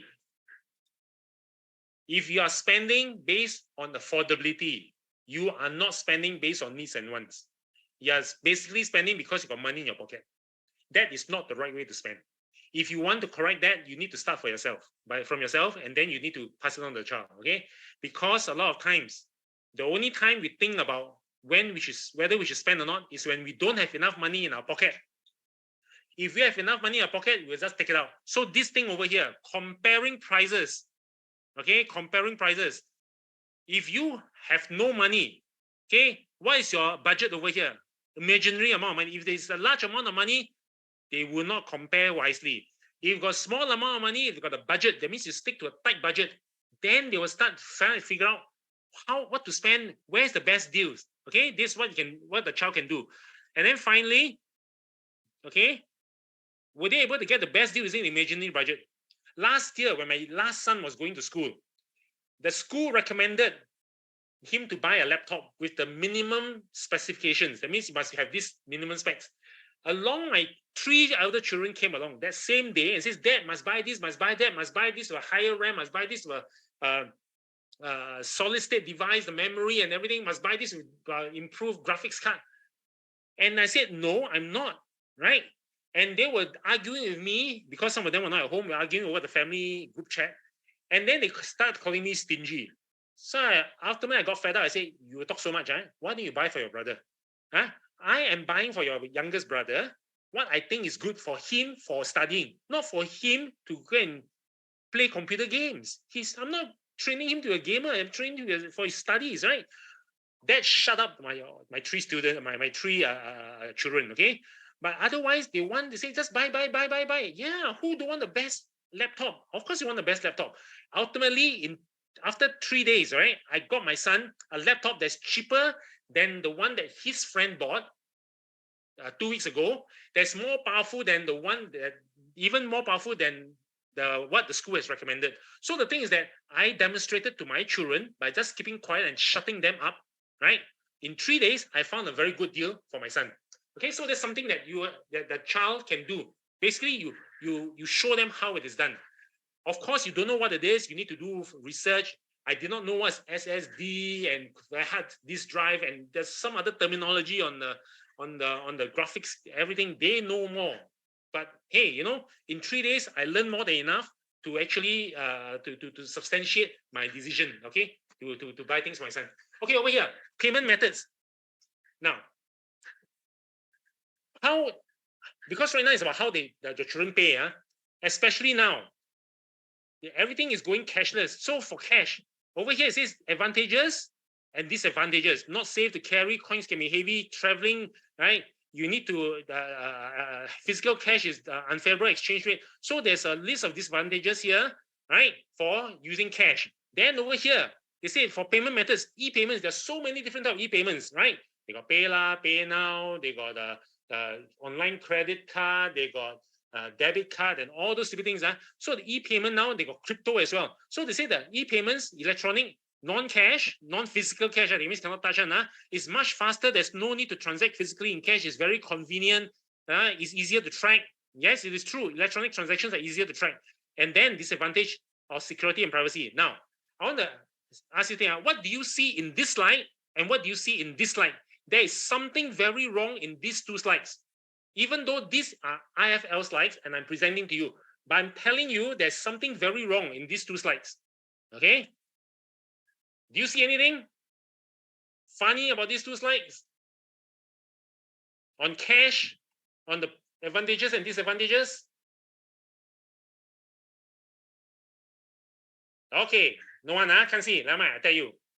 Now, everybody has an agenda. Okay? Okay, HM, cash seems to be at a disadvantage. Correct. Look, heavily, exactly CT. Now, this look, over here it says cash is highly disadvantageous. Is it true? Whereas electronic payments is very advantageous. Is it true? So over here, these are what you call propaganda. Okay? Even IFL, we are now trying, over here, you can see that we are trying to promote non-cash electronic payments. But I disagree. And I'll openly disagree because I want all of you to look at things with a critical eye. That means you need to question, what is that fella trying to do? What are they trying to promote? Do they actually want my money? So, for example, cash, is it so disadvantageous? No, cash is actually a better way of keeping track of money, right? Because, and it's very private. Over here, the next one, right? Over here, disadvantages is lack of privacy. But for cash, it is very private, right? You can go anywhere as long as your cash is legal tender. No one can say they don't accept cash, but there are some people say, sorry, I don't accept PayLah. Sorry, I don't accept Bitcoin, for example, right? So they're inclusive. They don't discriminate between the old and the people who don't know how to use IT. So when you see things like that, when it's completely lopsided, your internal alarm bells must ring. Not just to what you see in these slides, but to what you see in the advertisements, because advertisement is always lopsided. To what you see from the government as well. The government will also try to push a certain narrative to you. You must be able to spot it, right? Not just to commercial entities, but to governmental entities. You must be able to see and then try to figure out for yourself, is it really good or really bad? That means you need to educate yourself, okay? So e-payments and cash, further on, debit card. We talked about debit card just now. Okay, are there advantages? Of course. Compared to credit card, there's a lot of advantage. Easy to carry around, don't need to carry cash. It can be used for online purchases. But look, not every single shop has got a debit card, what you call the point of sale, right? The machine. So they cannot use debit card. So it can be convenient only to selected merchants, right? See, it can be used for credit card accepted, but why? And look, 80% of all merchants do not accept credit cards. Then how? A debit card cannot be used anymore. Can be used to withdraw cash from your bank account, yes, right? Over here, it's more convenient. Instill discipline. Only spend when you have available in your account. What's the danger about debit card? The debit card is not just that there's lack of privacy, because it can be stolen. When they steal the debit card, your money, the debit card is linked to your bank account. The debit card acts as if it's like exactly like a credit card where you got 16 digits, you got CVV number, got expiry date. Once they scam on that one, right? If the thieves get hold of it, the money from your account will disappear. Now, do you think the bank will help you to find back your money if you are using a debit card as opposed to a credit card?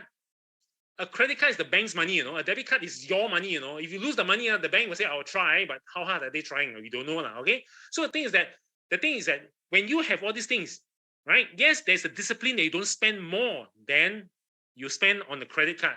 But the discipline over here, right, is that you can spend everything in your bank account. Whereas if you budget correctly, right? If you budget whereby, now, I'm not saying they cannot budget with debit card. Okay, that's a side note.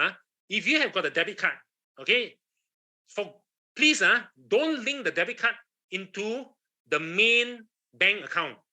That means the bank account where you have your salary coming in, or for your child, the main account where the monthly allowance is going in. Don't link the debit card to that account. Open another bank account, right? And link the debit card to the second bank account. That account, if you need to have the money, then you fund it from your main account. So basically, your salary or the allowance go into the main account. Then you put in maybe $20 or $100 or $50 into the second account that's linked to the debit card. So when you lose the debit card, or when it's scam, or you only lose a smaller amount. Okay, so these are the things that you can promote to protect yourself. Second thing over here, there's this word over here. Where is it?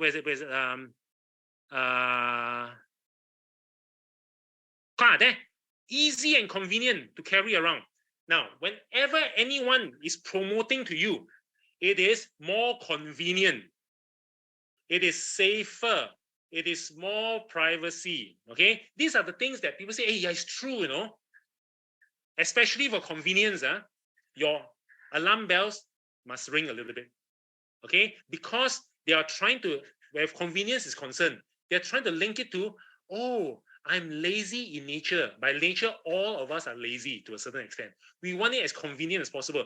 But then the thing to ask, okay, this one normally I take longer to talk about, is money valuable? If money is valuable, why are you using these payment methods to give away your valuable money as fast and easy as possible, right? As easy and convenient as possible.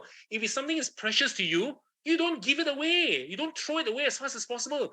You think carefully before you give it away. Your child is the same. You don't dump your child across to someone else, right? When something is precious to you, you'll be very careful with it. So over here, when you see anything that's convenient, please attune yourself to make sure your alarm bells ring, okay? Security, convenience, and privacy, okay? All these things, there are a lot of scammers that use all these things to get you to part with your money, and then you get scammed, okay? Next, credit card, okay? You got credit card.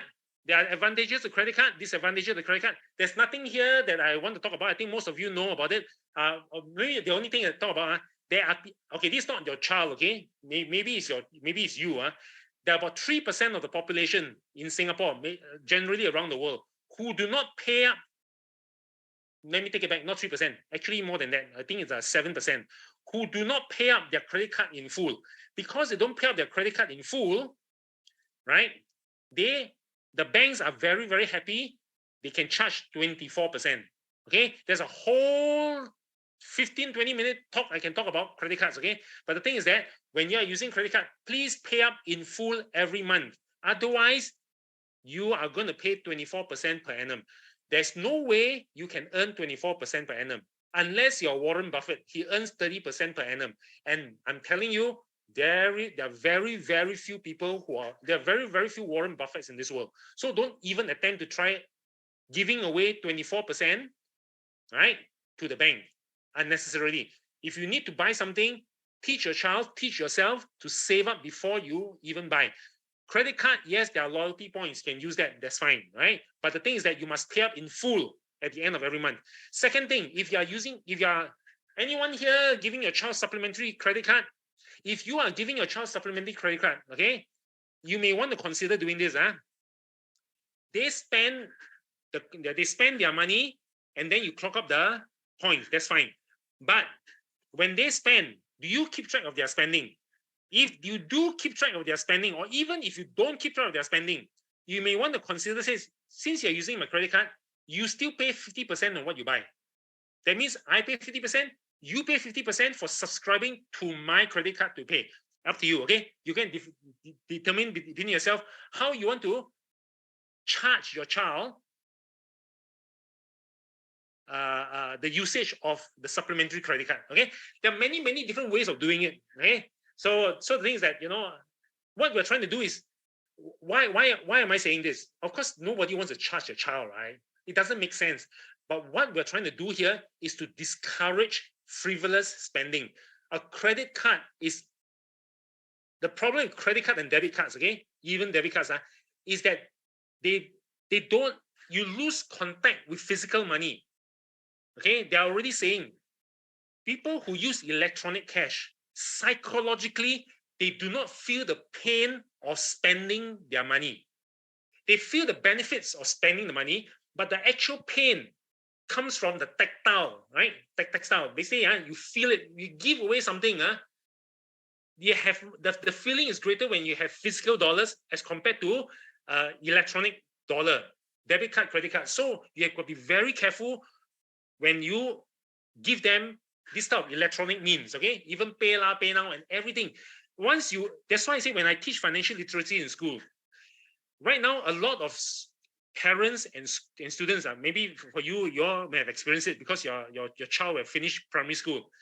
When they use the canteens, they allow them to use electronic, to pay via their phone and everything. They are unable to, they're not so sensitive in terms of how they spend, okay? So take note of that. you may already have an inkling of this. Try to figure out how to address this by making it inconvenient for your child. Same thing, making it inconvenient for you to part away with your precious money, your precious child, your precious valuable, okay, your assets, okay? So make it inconvenient, make it difficult, then you start, before you actually throw it away, give it away, you have to think twice. Okay, next, introducing concept of credit, okay? So credit over here is a bit small over here, I'll just expand. So pick a new, so when you're using credit card for your, or credit, when your child, right, is, you want to allow your, actually I disagree, okay? I don't, yes, you can introduce them the concept, but sometimes when after you introduce the concept, you want to introduce the practical aspects of it. When you introduce the practical aspects of credit, that means of borrowing to a child, I don't know whether it's the right time to do it or not, okay? Yeah, you can talk about it, but in any case, the slides are here. Let's talk about it, okay? But just be aware, when I was a banker, I am one of the few corporate bankers to tell my clients, don't borrow money from us. Yeah, I'm supposed to lend money to the bank, to my clients, right? I'm a legalized money lender, but I'm one of the few corporate bankers who tell them, don't borrow from me, okay? If there's a way of getting around it, I'll help you if help you getting cash without borrowing, I'll help you getting cash without borrowing. So I don't believe in borrowing at any age, okay, at any situation. But in that case, credit card usage is a borrowing, but they allow you interest-free for 30 days. Okay, so just be aware of it. Okay, so you can talk about this when you're shopping for fish. You put in a scenario whether you're going to spend using credit card at the fish at the wet market or at the NTUC. Talk about pros and cons of using all these things, right? Where is it? Is there how can they offer zero interest credit? Right? Instead of paying now, they allow you to pay 6 months later or pay 3 months later. There must be a catch somewhere. There must be a catch, right? Why is it that for all those or the restaurants or shops that offer credit card, there's always the prices are always higher? Ask them, dig deeper into the numbers over there. I have to understand, is there a service cost? If there's no service cost, why is there additional cost? Where does the additional cost come from? It's come from Visa and MasterCard, for example, right? From the platform providers. If it's not, then what other ways? Why is the price higher? Can you find a lower price? Okay. So the thing is that there are many different forms. Basically, the credit card is a convenience payment. So be very careful, use it responsibly. Okay. Next. Okay. I'm gonna skip this. Okay, you know what your child pays more. 5 tips to avoid overspending. Please set the budget. Now, if you are okay, for me, I don't really set the budget, but it's because over the past 20 years, 23 years, 24 years, right? Between me and my wife, we spend very little. We are very frugal in a sense, right? We spend very little, so we more or less we know our budget after so many years. But otherwise, for the child, tell them, how much do you want to set? Your child right now in secondary school, there's always an allowance. Set a budget. The allowance is there. Okay, as I mentioned just now, shop with a list. They must know. Basically, before you set the budget, they must know what they're spending on. But let's say even you know what you're spending on and they set the budget, something can go wrong because sometimes they spend too little, sometimes they spend too much. How do you adjust accordingly? So the first time you set the budget, okay, but budget is basically a financial plan. You set the budget, give it some flexibility, adjust along the way, and then you monitor it, okay? Sign up for account alerts. So for me, for them, I don't know what are account alerts over here when you set the budget, okay? But for me, right, as long as the spending on my credit card is over, is it 10 cents or 1 cent? I automatically get an SMS from my bank. So between me and my wife, if there's anyone else using credit card on my account and the main card holder, I get a notification. Okay, so I will know that whether there's a small spending, big spending, I can clarify, especially for a big debit, a big item. I will straight away call maybe my wife or call the bank or call and keep track. Maybe there's an insurance premium payment. Right, all these things I get notified almost instantaneously. Okay, and then over here, if you're buying things, try to basically Don't see and buy. See, stop, wait for 24 hours and then buy. Sometimes you can wait for more than 24 hours. It's okay one. Basically, if there's something, if there are very few things that you need to buy straight away or within 24 hours. Very, very, almost minuscule. Most of the things you need to buy, you can actually take time. Even for groceries, you don't need to buy there and then. You can actually stop and wait. So over here, tell the child, say, hey, over here, is it a good deal? Oh, look, now is the month end. After, no, or the weekend. After next week, it's a new deal. It may be a new deal, right? New discount. NTUC or Sheng or Giant. Or all these things, so don't need to be 24 hours, maybe the week, or sometimes, or certain things. Wait for Great Singapore Sale, for example. Wow, but Great Singapore Sale is 4 or 5 months away. Wait, long, it's okay, right? Okay, and then finally, track the spending. Okay, over here, a lot of okay, I have to admit, I do not track my children's spending. Okay, I really do not. I leave it to them to spend. I know of some parents who actually sit down with their children every week. Very few, very few. But over the years, I've heard from them before. They sit down and they review their spending, and so that they know exactly what they're spending on. Okay, so the thing is the review. If they are spending on their own, they're reviewing on their own, and you think they are responsible enough, that's fine. Okay. Next, online precaution. When you're shopping online, okay, please be very careful, especially now. Okay. Use there are many different passwords. There are many handling passwords. There are password managers as well. So even password managers are not exactly safe, because once they know the main password, everything can be hacked. So go to YouTube, for example, go ahead and find out how to make your password manager even safer. Okay, strong passwords is one thing. Basically, capital letters, small letters with symbols and stupid things. But even then, there are ways and means of doing it. Okay, so share the payment information only. So over here, right? What is a reputable vendor? Is Lazada, Carousel, and Shopee reputable vendors? Sure, they are. But then, right, there are many hackers, there are many scams taking place within those platforms as well. So how do you share the payment information to them? Or would you rather, instead of save your credit card details or save your mailing address, don't save it. Rekey in the thing so that they will not have your information on their platform, right? So you don't have to reuse again. So OTP is here. Check transaction statements promptly. Okay, talking about that as well. The credit card now, receipts and everything. Okay, so PayPal and some of that. These are the more popular ones. But even then, be aware that scams can happen. Okay, scams. Okay, beware of scams. Over here, there are many people who are trying to trick people into giving away the money. So okay, over here, there's no time now. I want to tell you over here. Look at this website, www.scamalert.sg. This is a very, very good website. Okay, I went in there many years ago.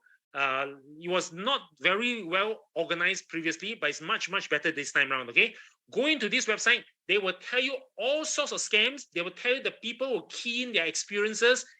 Then you will be able to pick out how exactly they get around it. Okay.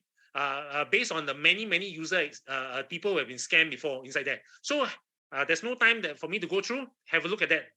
Okay, scam trends. Okay, I'm just going to skip this. Just know that the phishing scams is one of the highest ones. Job scams doesn't apply to your child. E-commerce scam. Okay, e-commerce scam and phishing scams. These are one of the two highest that affects the children the most. E-commerce scam because how they actually go and buy things online. And my children buy things online all the time. My number 1, number 2, number 3, number 4, all of them. Okay, even for many years already. They even buy more things than I do. So I've been telling them, every time I tell them to keep safe. Okay, and over here there are also ways of protecting yourself. Basically, there are trust accounts. Basically, you buy the thing, the payment is only released to the vendor only after you have received the goods and not before. Basically, the goods must be delivered to you before you click on the additional button to release the money. So there are many different ways of protecting yourself online as well. So what is this? Nothing over here. Okay, 30% of victims click links. Over here, links. Okay, links. Remember, now we're in a chat room. I key in the link for you to click. That's fine. But links that you receive via SMS or your WhatsApp, please not click. Now there are QR codes. scan this QR code. Do you know that people take a QR code and they paste over another QR code? Let's say entrance to a building, for example, or entrance to or let's say it's a marketing gimmick. Okay, they have got a standee over there, and then they say this is the QR code. They take their QR code, they paste it over it, and then it enters into a scam account. So that's the problem. Yeah, okay, Aaron, it's got 3 job scam. Aaron, I thought you're a student, okay, a child, got a job scam already. Okay, maybe because let's say my children started working when they were 14 years old.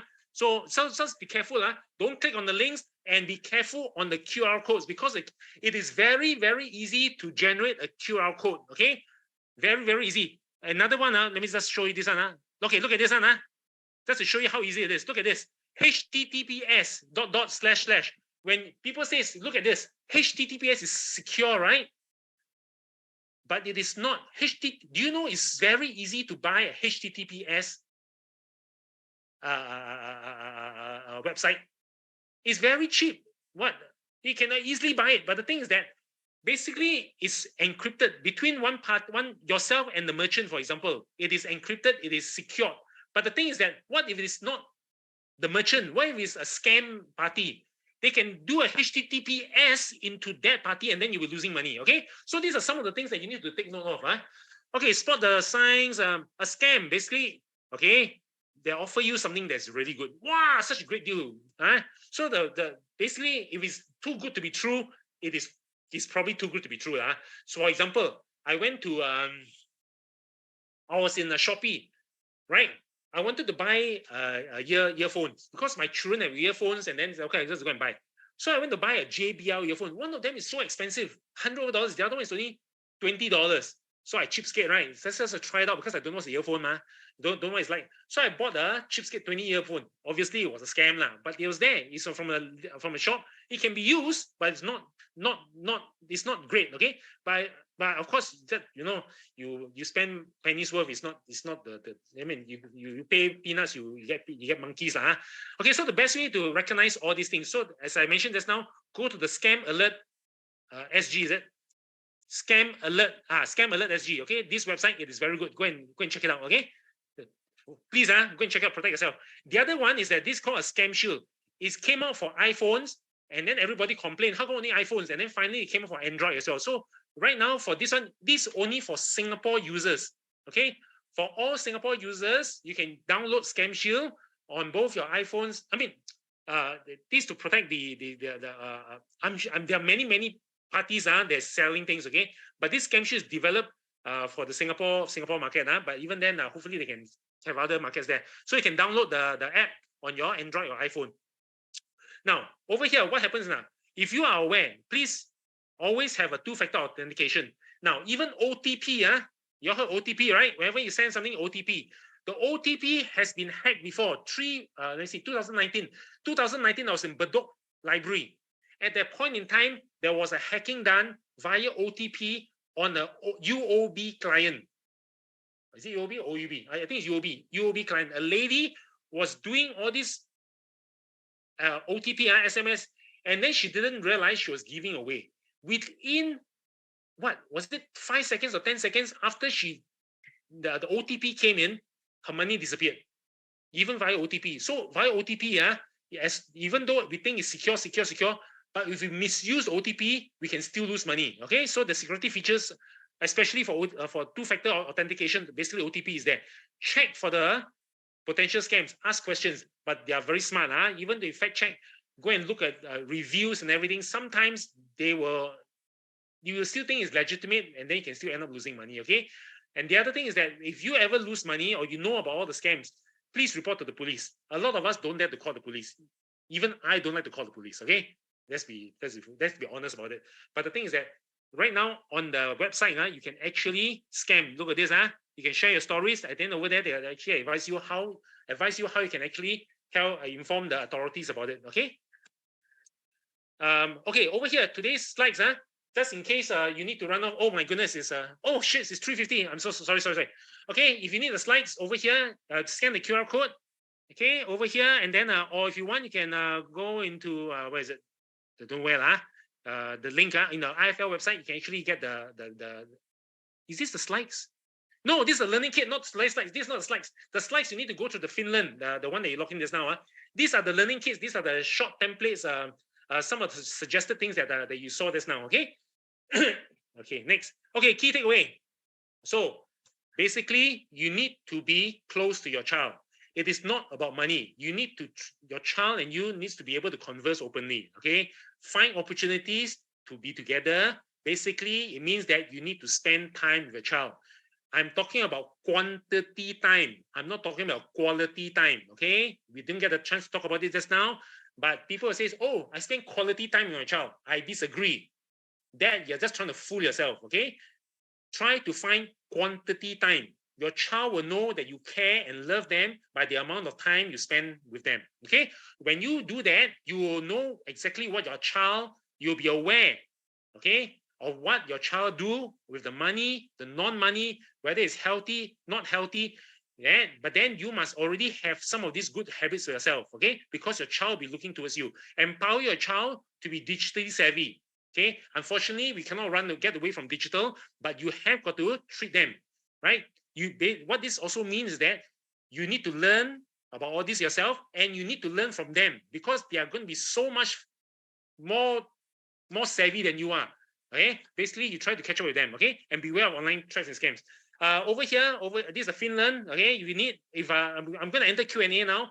If you need, if I cannot answer your questions, go into this one. Someone will be there to answer your questions for you under finland.sg. Okay, finland.sg. And the financial help again. This one, if you need one-to-one, please sign up with us. Set an appointment, and then we can do it online with you. You can talk to them, talk to us. Not me, I'm not on this program, right? Talk to us and then we'll tell you more advice. And then there's some more information over here, more information on Facebook, Instagram, Telegram, YouTube, and Eventbrite, okay? Okay, now this is a post survey.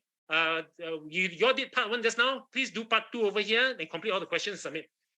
Okay, now I'm going to stay here. Like I said, I'll be here for as long as you want. Right? As long as you're able to tolerate me and you got time, I'll be here answering your questions. Okay, thank you so much. Sorry, I've overran, but I hope it has been useful. Okay, I'm gonna take a drink. Okay, welcome, Audrey.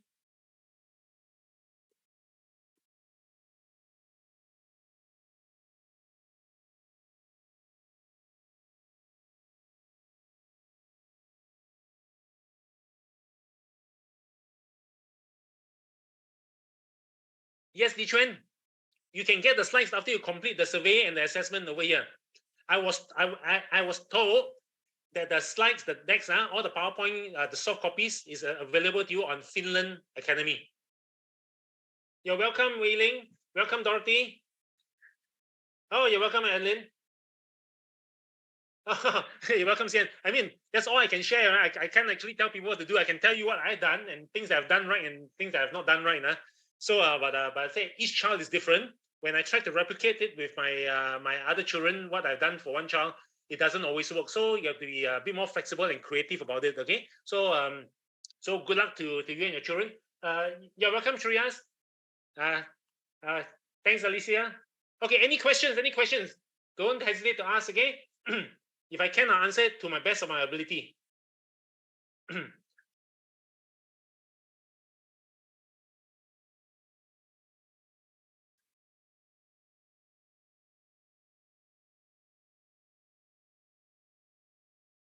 Anyone got issues logging into the Finland Academy? Please let me know. Again, actually, no, don't let me know. I don't know how I can help now. Now it's the second part already. Should be okay. Okay, but anyway, these are part of, all these are free. So this is one of our KPIs. Okay, so the responses that we give to us and the feedback you give to us, this is where we also get our funding from the government. Oh, yeah, welcome, Hui Hun. Okay, if you don't want to type your questions out, you can always unmute yourself and speak to me directly, okay? Save you the trouble of typing. That means don't be so shy, okay? So let me hear your wonderful, wonderful voice as well.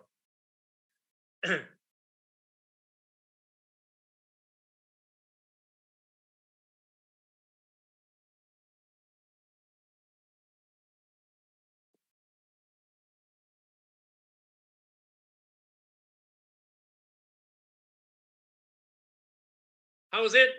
Everyone, did you all learn something, pick up some points? What's your, basically, what is your to-do list of things? I think we have lost about 15 people. For those of you who are still here, please remember you have got homework to do. Okay, this is not the end of the session. There's a lot of things that you need to do, not just for your child, but for yourself. Remember again, and I tell you again and again, and I cannot emphasize this. Your children, my children, were observing me and my wife, and that means their mother all the time. They can actually pinpoint, Mom, you did this. Dad, you said that, but you did this.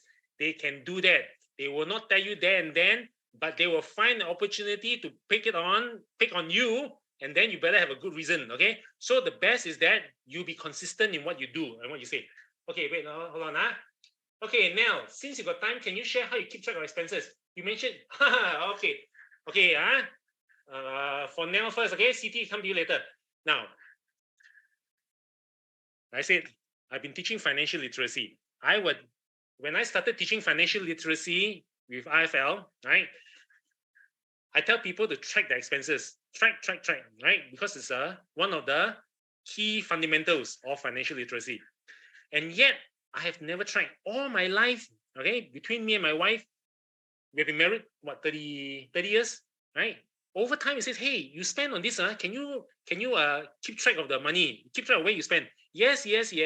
Then my wife never tried. My wife would tell me the things. I say, yes, darling, I'll try. Never tried, right? Until about 8 years ago, what happened was that my daughter came to her mother and says, Mom, I need money. I told you just now, right? I need money. So why? Not enough money in the piggy bank, man? Says not enough, right? So my wife asked her, what do you want to do? What do you want to buy? I want to have this. I said, don't worry. This I can get for you. So got it for her. Didn't touch her account. Second time she came, asked for money. My wife said, for what? For this, I get from someone else, right? I got friends who can get from here. So again, she didn't get to touch the money in the bank account. The third time she came, she asked my wife, and then my wife said, what for? Then my wife says, no, don't need. Do you know what my daughter said? She said, you stole my money. Right? You steal my money. Why? Because all the money is kept by the parents, and they don't have access to their bank account. They only have access to their piggy bank. Now, what my daughter did was smart. She went to the bank to get herself a what? What do you think? She went to the bank to get herself, not to withdraw money, She went to get herself an ATM card. Okay? So I took the pre-survey on this one. Oh dear. Okay, Li Xuan, I'm sorry, I can't help you here already. But anyway, maybe offline you can contact IFL again. So anyway, continuing my story, okay, for now.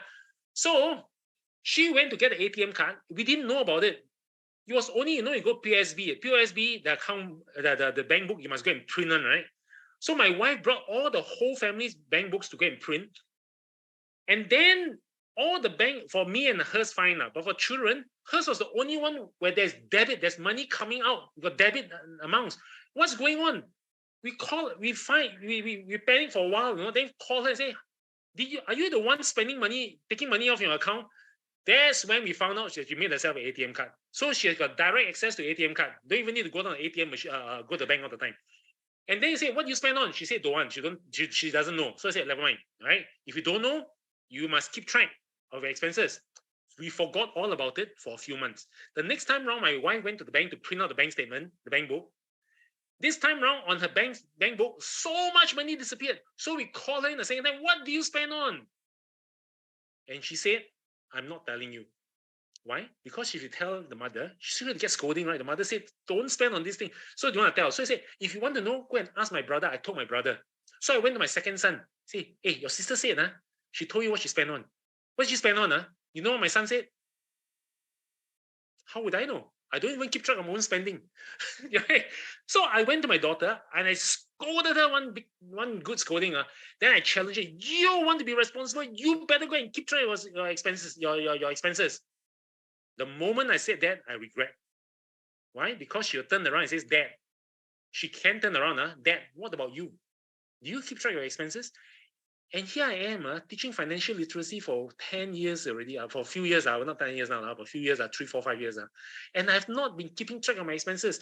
That day itself, I went to the Google Play right? And I go and search expense tracker, and I downloaded one expense tracker. And I started tracking my expenses. So every time I told you, right, I touch my wallet, take out money or use my credit card, I will key it in. And I'm telling you, that's one of the hardest things I ever do. Why? Because there are days where I forget to key in, right? And then I remember I key in. There are times where there are weeks I forget to key in, right? It's like I'm busy lah. It's not my habit, so I forget all about it, right? But you know why? There's some moments when I look at my handphone, you know what I see in my handphone? I see my daughter's face in my handphone. That's my motivation to carry on, right? So basically, I needed to go into a habit of doing again and again and again. Every time I touch my wallet, I must remember the key in. If I forget, I must remember I see my daughter's face to scare me into doing it. So that was my motivation. So now, you tell me, that's how I started keeping track of my expenses. Now, keeping track of my expenses is not so straightforward. It's not just about the money in the wallet. What about the money that you put on gyro? You know what's gyro? You got gyro into your bank account. You got gyro into your CPF account, right? Do you know what's gyro? Gyro means that I give you permission to take money from my account anytime without asking me. That's a gyro. So when they take money out, they don't inform you, and you don't know you have got expenses there. It took me a long time to plug those, to keep track of all those expenses, right? It took me I think easily 3-4 years later, after I've established my own tracking, that I started addressing all those money that I pay for insurance premiums, for utilities, for water, for gas, and everything else, right? So those are this one. Of course, you got to start small, so that's some of the ways that I managed to get myself tracking. Okay, now you got to find your own way. Okay, CT, I taught my child to do money record when he was young, but when the elder one grows old, he finds it too much trouble and too what details to do it, so he dropped it. How to convince him? The minute that is minute, but okay, the biggest. Okay, how to convince him? I will tell you that I do not have a very good success rate as well. Okay, I've told my children before. I've told them about tracking their money. I've told them for years. Not just my children, my wife. It took my wife many, many years before she started tracking. And when she started tracking, she was like me, not a good tracker. So I can understand what my children is going through. And then because we manage our budget. In the end, my wife gave up tracking, right? She doesn't track anymore. But what she does is that every time she spends on anything, she will send me a SMS, WhatsApp or Telegram. Okay, she'll send me a message. She says, "I spent on this," and I will keep track as a family. So I'm the one that keeps track for me and my wife, and for the whole family. My children, two of my children say they got the tracker, but I don't think they use it very diligently, right? I cannot force them to use, right? I can only tell them. I can basically look for teachable moments, right? You say, "Hey, Dad, I don't have this. What's this that I did, or what's this? How much is this?" These are the teachable moments where I go back and I make them feel guilty. I tell you, I'm very good at finding opportunities to guilt trip them. Okay? To trip them and say, "I told you, don't believe." Don't say "I told you, I told you so." I will continue saying "I told you so" because you didn't do it. Right or not? If you did it, I don't even have to say "I told you so." Basically, I don't care. I just nag a little bit. Not all the time, so they don't listen to me, but enough time at the right moments so that they will understand that what they have learned or what we have told them, they should put into practice. Now, the other thing is that a good time to learn is when they really, how do I say this? I'm not trying to be a sadist, okay? Basically, when people are suffering, okay, when they are suffering from the consequences of their stupid actions, that's the best learning point. Is there time for your son, CT, that they can find? Are there such moments? Maybe you can capitalize on it, okay? So all these small, tiny, the biggest spend, actually, there's a major spend according to the statistics in Singapore, okay, about 40 to 45% of the weekly spend are on small, minute items, coffee, snacks, and all these things that nobody keeps track of. 45%, okay? On average, people spend about $112 a week, $115 a week, of which 45% is about $50. They don't know where their spending goes to. Up to them. You want to keep track of how your $50 go to? I can afford $50, therefore I don't track. Remember the affordability. So the thing is that, how do you budget? Tell them to. I don't know how to say CT. I really don't know. I'm not very successful over here, but I wish you luck on this. Okay. Okay, Li Chuan. Sorry. Can someone please send me the slides? Okay, Li Chuan. I will take note of. Give me a second. I'm going to write your name down. Okay, Li Chuan. You send me your email address. Okay, send me your email address so I can write it down. Hang on. Send me your email address so I can write it down. I'll see whether I can get someone to send it over to you. No promises. Okay. If you cannot, then you have to go and try to get your user ID and password resolved on your Finland Academy. Okay, Eunice, I have no question. Thank you for. Oh, you're welcome. I will consider restart tracking my. Very good, Eunice. That's the fundamental. Okay, I hope you will be successful. Purchase decision based on affordability. Yes. Okay. Yeah. Please. Okay. I cannot. I got no time to talk about affordability. Okay. I got no time to talk about needs and wants. I got a lot of stories I can tell you of all these things, how you can actually go about doing these things. But the thing is that you have got to find your own way. Write it down and try to discover it for yourself. Or maybe in another talk where you got the time, we bump into each other, I can share. Related to the above, less cooling period, less waiting to buy. Yes. I used to want to buy a watch, right? Have you heard of the Breitling watch? Breitling? $3,000, $4,000, $5,000. I wanted to buy the Breitling watch so badly. I was a banker, I was a young banker. It was so lovely, and all I had was a Mr. G. Casio, right? Mr. G was very expensive, in the 90s, right? I had a Mr. G, but I wanted the Breitling. But I know the Breitling is very expensive. Can I afford it? Oh yeah, I can afford it.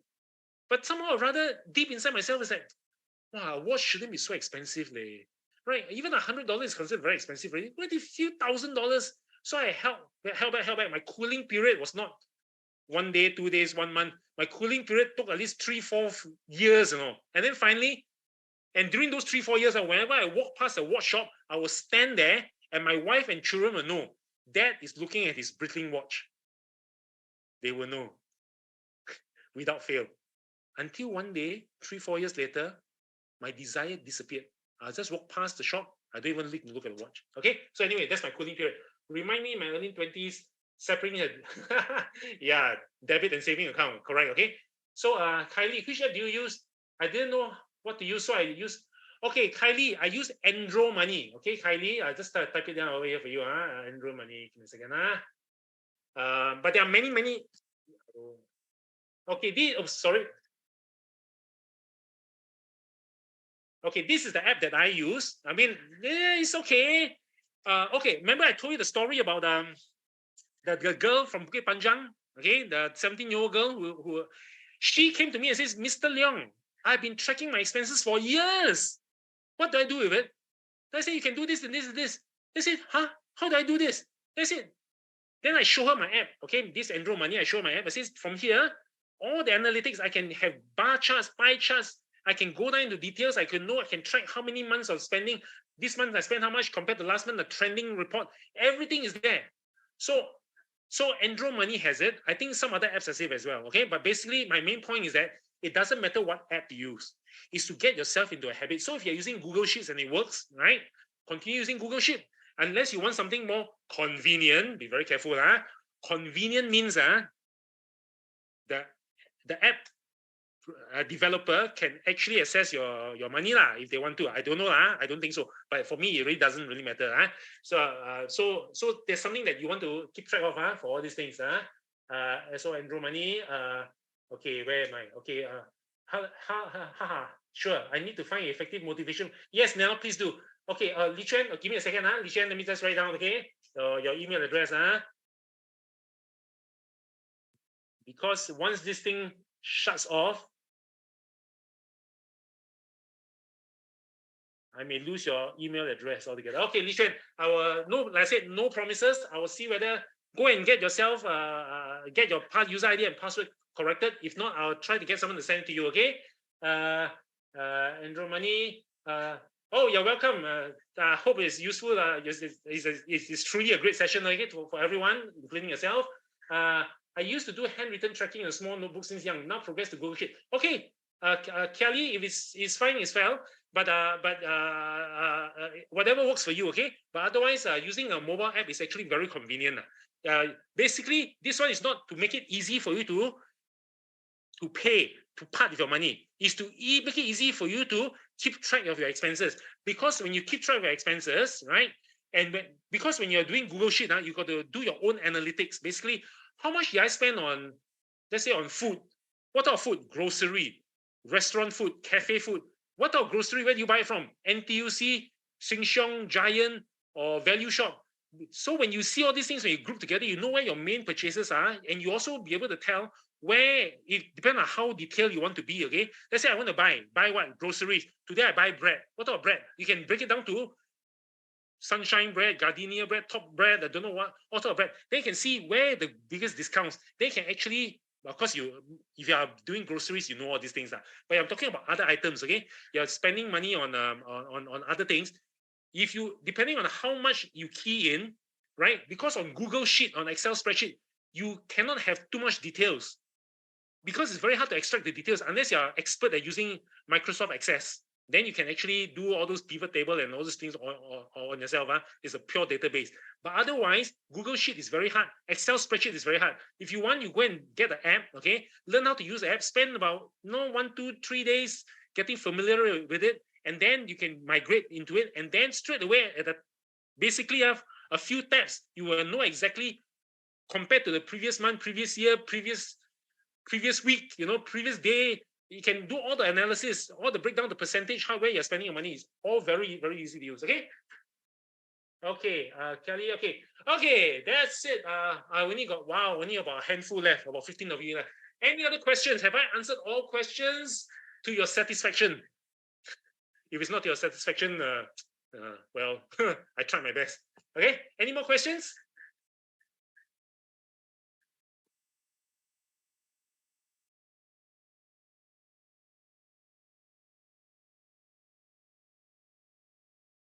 What about the others? I didn't hear from Ingrid, Helen, Bunhua, SP, Jenny. No more already. Okay, Kelly. Oh, you're welcome. Okay. Glad they've been useful to you. What about Joe? Yao Min and Karen. Karen, we have Zillion. Okay, you mentioned that you also conduct retirement. Yes, okay, over here for IFL. Okay, this is one module. There we got about 25 different modules. I teach about 20 of those, about 80-90% of those I teach. So it depends on whether I'm assigned to teach, whether people request me to go and conduct the lessons. So I will for me I teach in over here like this. This is an IFL session. I go to libraries to teach. I go to companies to teach. I even go into prison to teach the prisoners. Okay, those who are about to be released. So I do that as well. So I teach retirement planning mainly. Because ultimately, what is money, right? Is to live a life, right? And live out a life, basically we're going to spend until we retire, not just retire until the day we die, okay? So retirement planning is one thing, but not specific. So let's say if you want a real specific, customized, to yourself, then you go for the Finland, the consultancy, what is it? This one, what is it? This one. Okay, and not this one. There, financial health clinic. Okay, so that one they give you a little bit more detail. But for me, it's more general. I talk about CPF and things that basically, again, it's a sharing session from me. The mistakes that I have made. I'll tell you what not to do, especially if you're young. If you don't wait until you're 50 years old and do so many years, then what a waste. Okay, so there's retirement planning. There's you want to buy. Some people are buying, starting of a family, buying their first house. I talk about that as well. I talk about moneysense. I talk about insurance, CPF insurance, normal insurance. I talk about personal investing, buying and investments.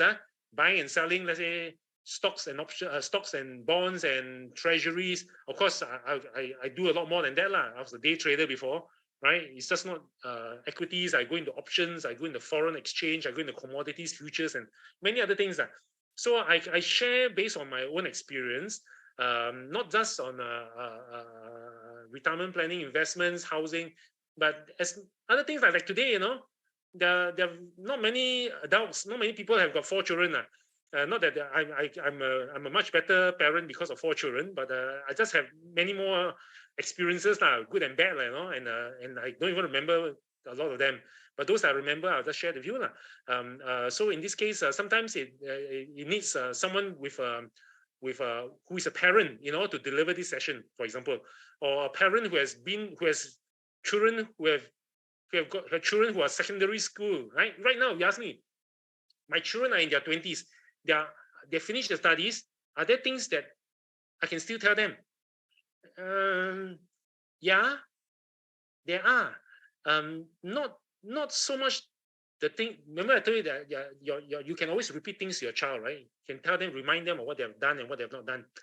But for me, it's not so much of what to remind them, because I still do that, but it's I'm there, me and my wife, we are there, available to them, because now they are managing their own money. They're earning money they've never earned before. Last time, an allowance, for example, when I was in university, my allowance my dad gave to me was $200 a month. The day I finished university, my income was $2,100 a month. It's 11 times, almost 11 times jump, How do I manage that kind of money, right? I got so much money, I didn't know what to do with it. So the same situation my children are in now, okay? All 3 of them. This started work. They're finding a way around. Some of them want to get married or got a girlfriend, want to settle down. So these are the things that they are going through, which I've gone through, and I keep my door open to them. So the money matters are slightly different from a secondary school student or a primary school student. But there are many different connections that can bring it back to what they have done before. It's basically like, hey, you say you want to track expenses. Don't you think it's about time you start tracking expenses? Particularly since you are saying that things are getting more and more expensive. They talk about inflation, right? Big topic on all the young children. Now they're saying that I can't even afford to buy a HDB. Yes, it's more expensive, but now the starting salary is higher, right? My wife's starting salary was 1,200. Mine was 2,001. Their starting salary is now is 3,000 or 4,000 or something like that, right? So it's just that, where are you aiming at? What type of house do you want to buy? Can you actually, instead of going overseas or instead of buying your bubble tea and so there are some fundamental things that are still there.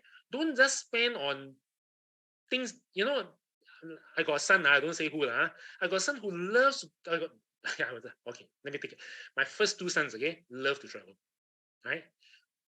I don't blame them. I still travel, but they are traveling without, on their own. They go experience themselves. They spend the money on their tours. They do that. But me, I came out already.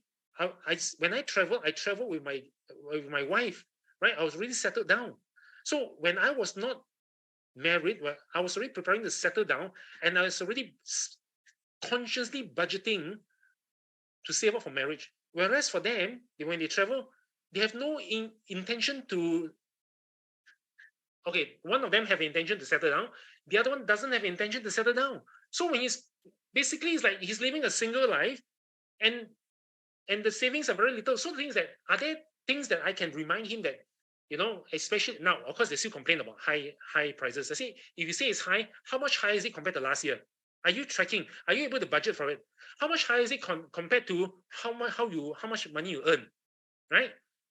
If you say you want to keep within, let's say, 5% of your annual income, are you actually keeping within 5%, or are you spending more? Because when you go overseas, for example, right, you're not just buying the airfare and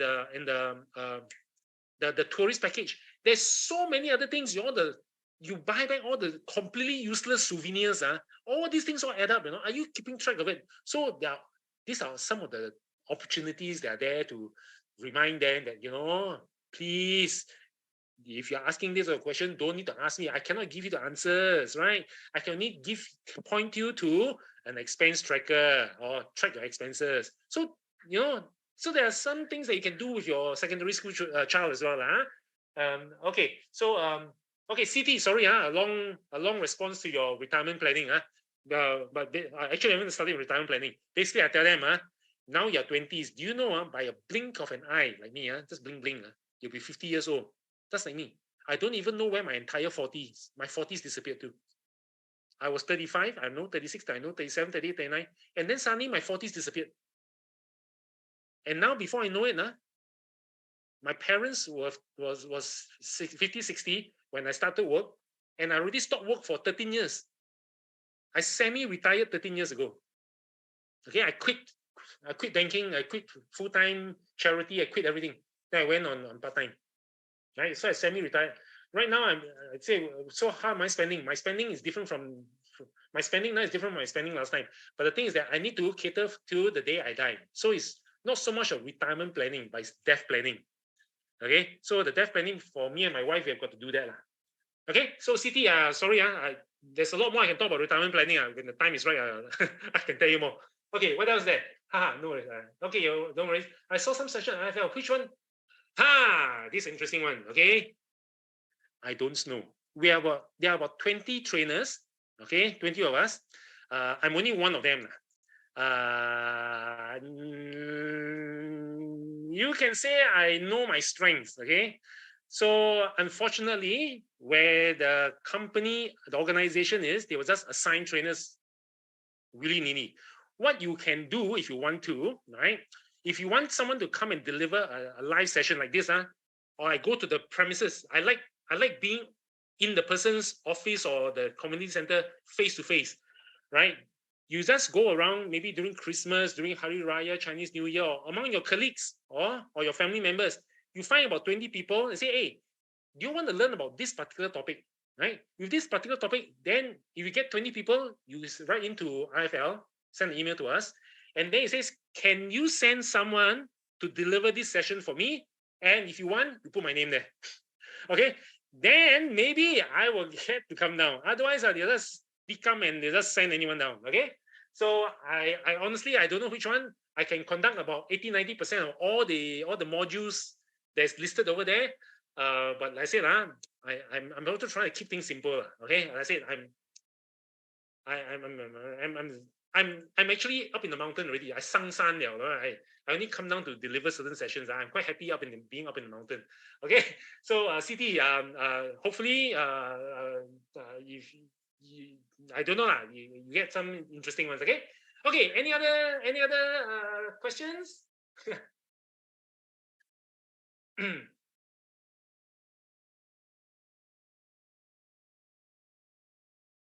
What about the others? Joe. Hello, Joe. Where are you? Bunhua. I didn't hear from you. Are you still there? Are you still there? Helen, Helen and Ingrid and Jenny. I would love to hear from you if you're still around. Or have you left your laptop running and gone somewhere else? Any other questions? Anyone?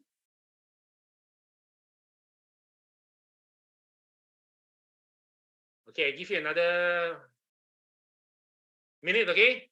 Give another minute. If you've got questions, I will continue asking. If after 1 minute there's still no questions, I will.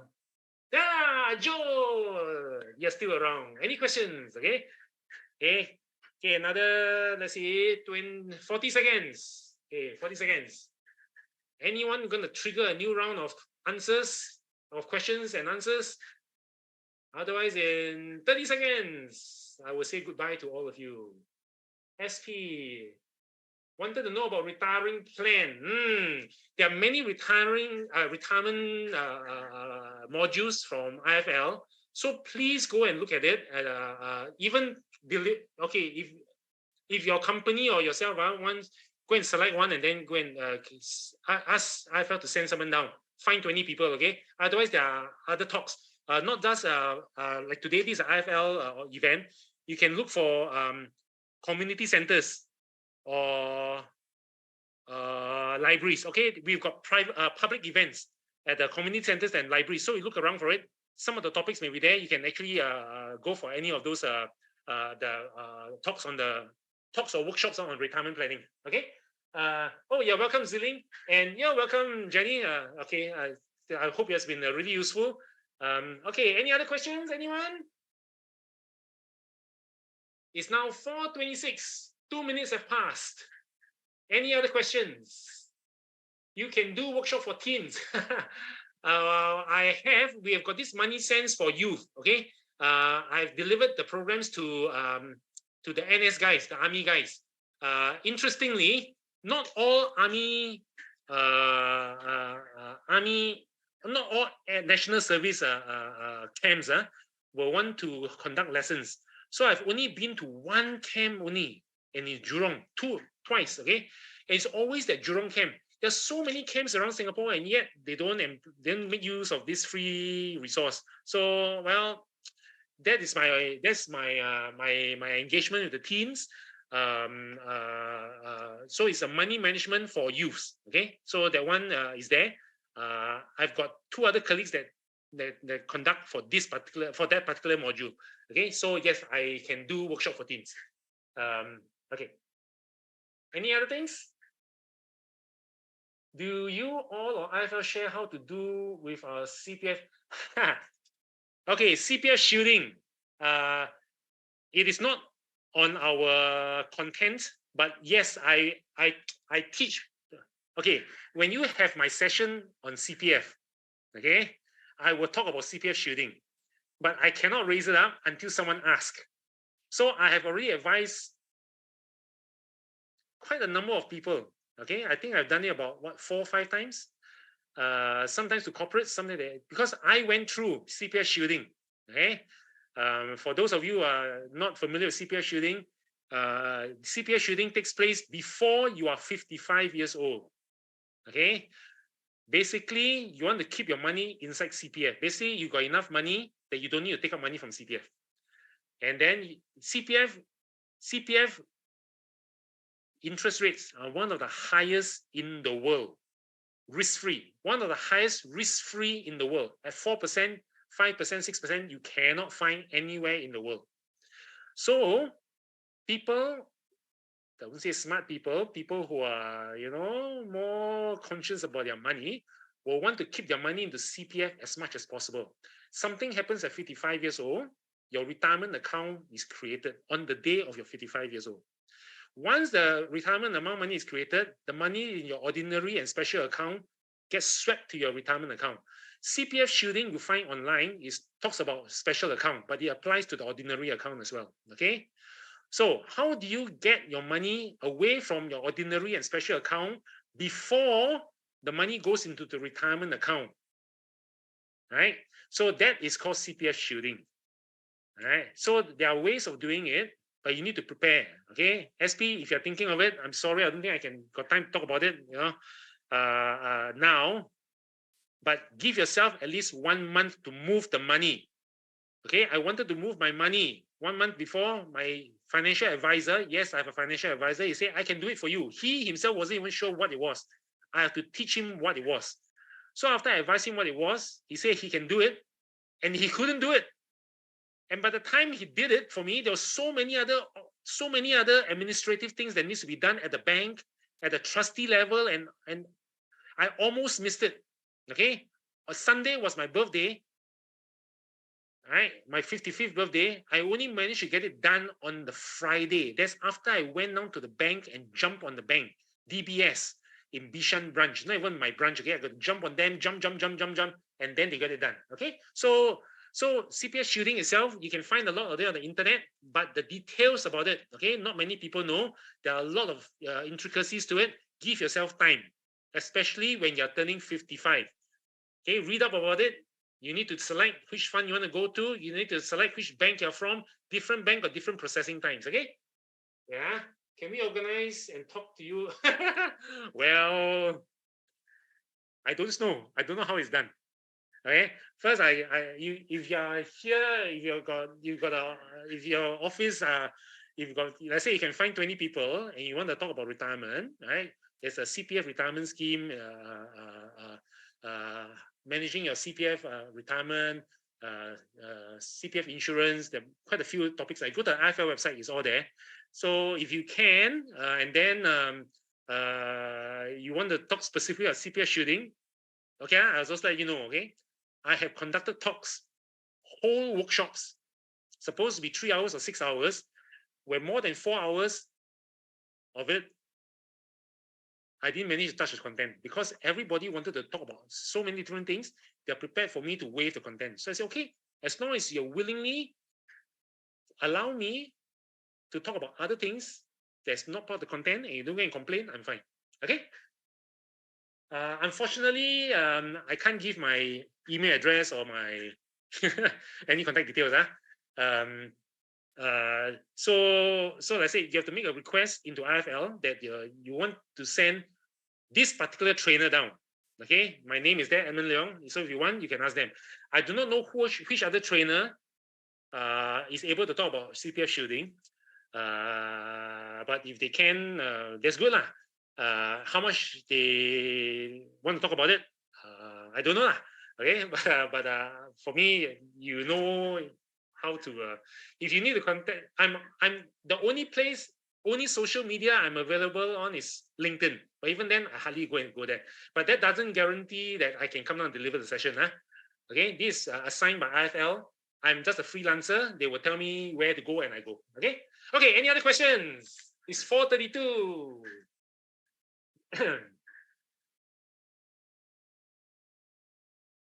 Any more? Any more?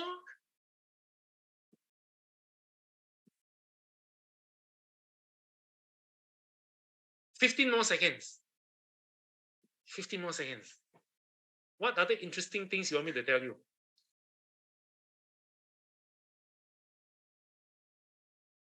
Time's ticking. Ticking.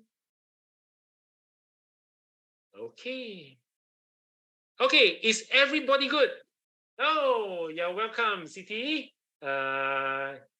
All the best to you. God bless you. Okay. Thanks, Jenny. And for all of you who are here, please, as again, my last final reminder, you can do it. Do not despair. Your children, stay close to them. You got homework.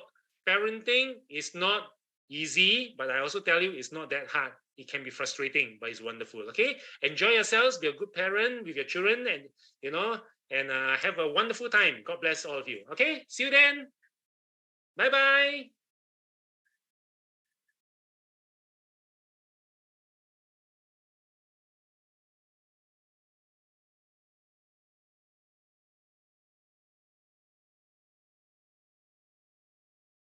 You're welcome, Joe. All the best to you.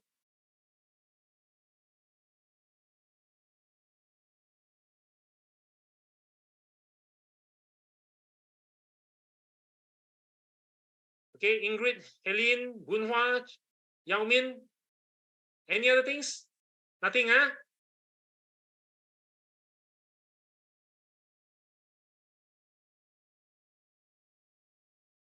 Okay. In 5 seconds, I'm going to say goodbye to you. Okay? So, all the best. See ya.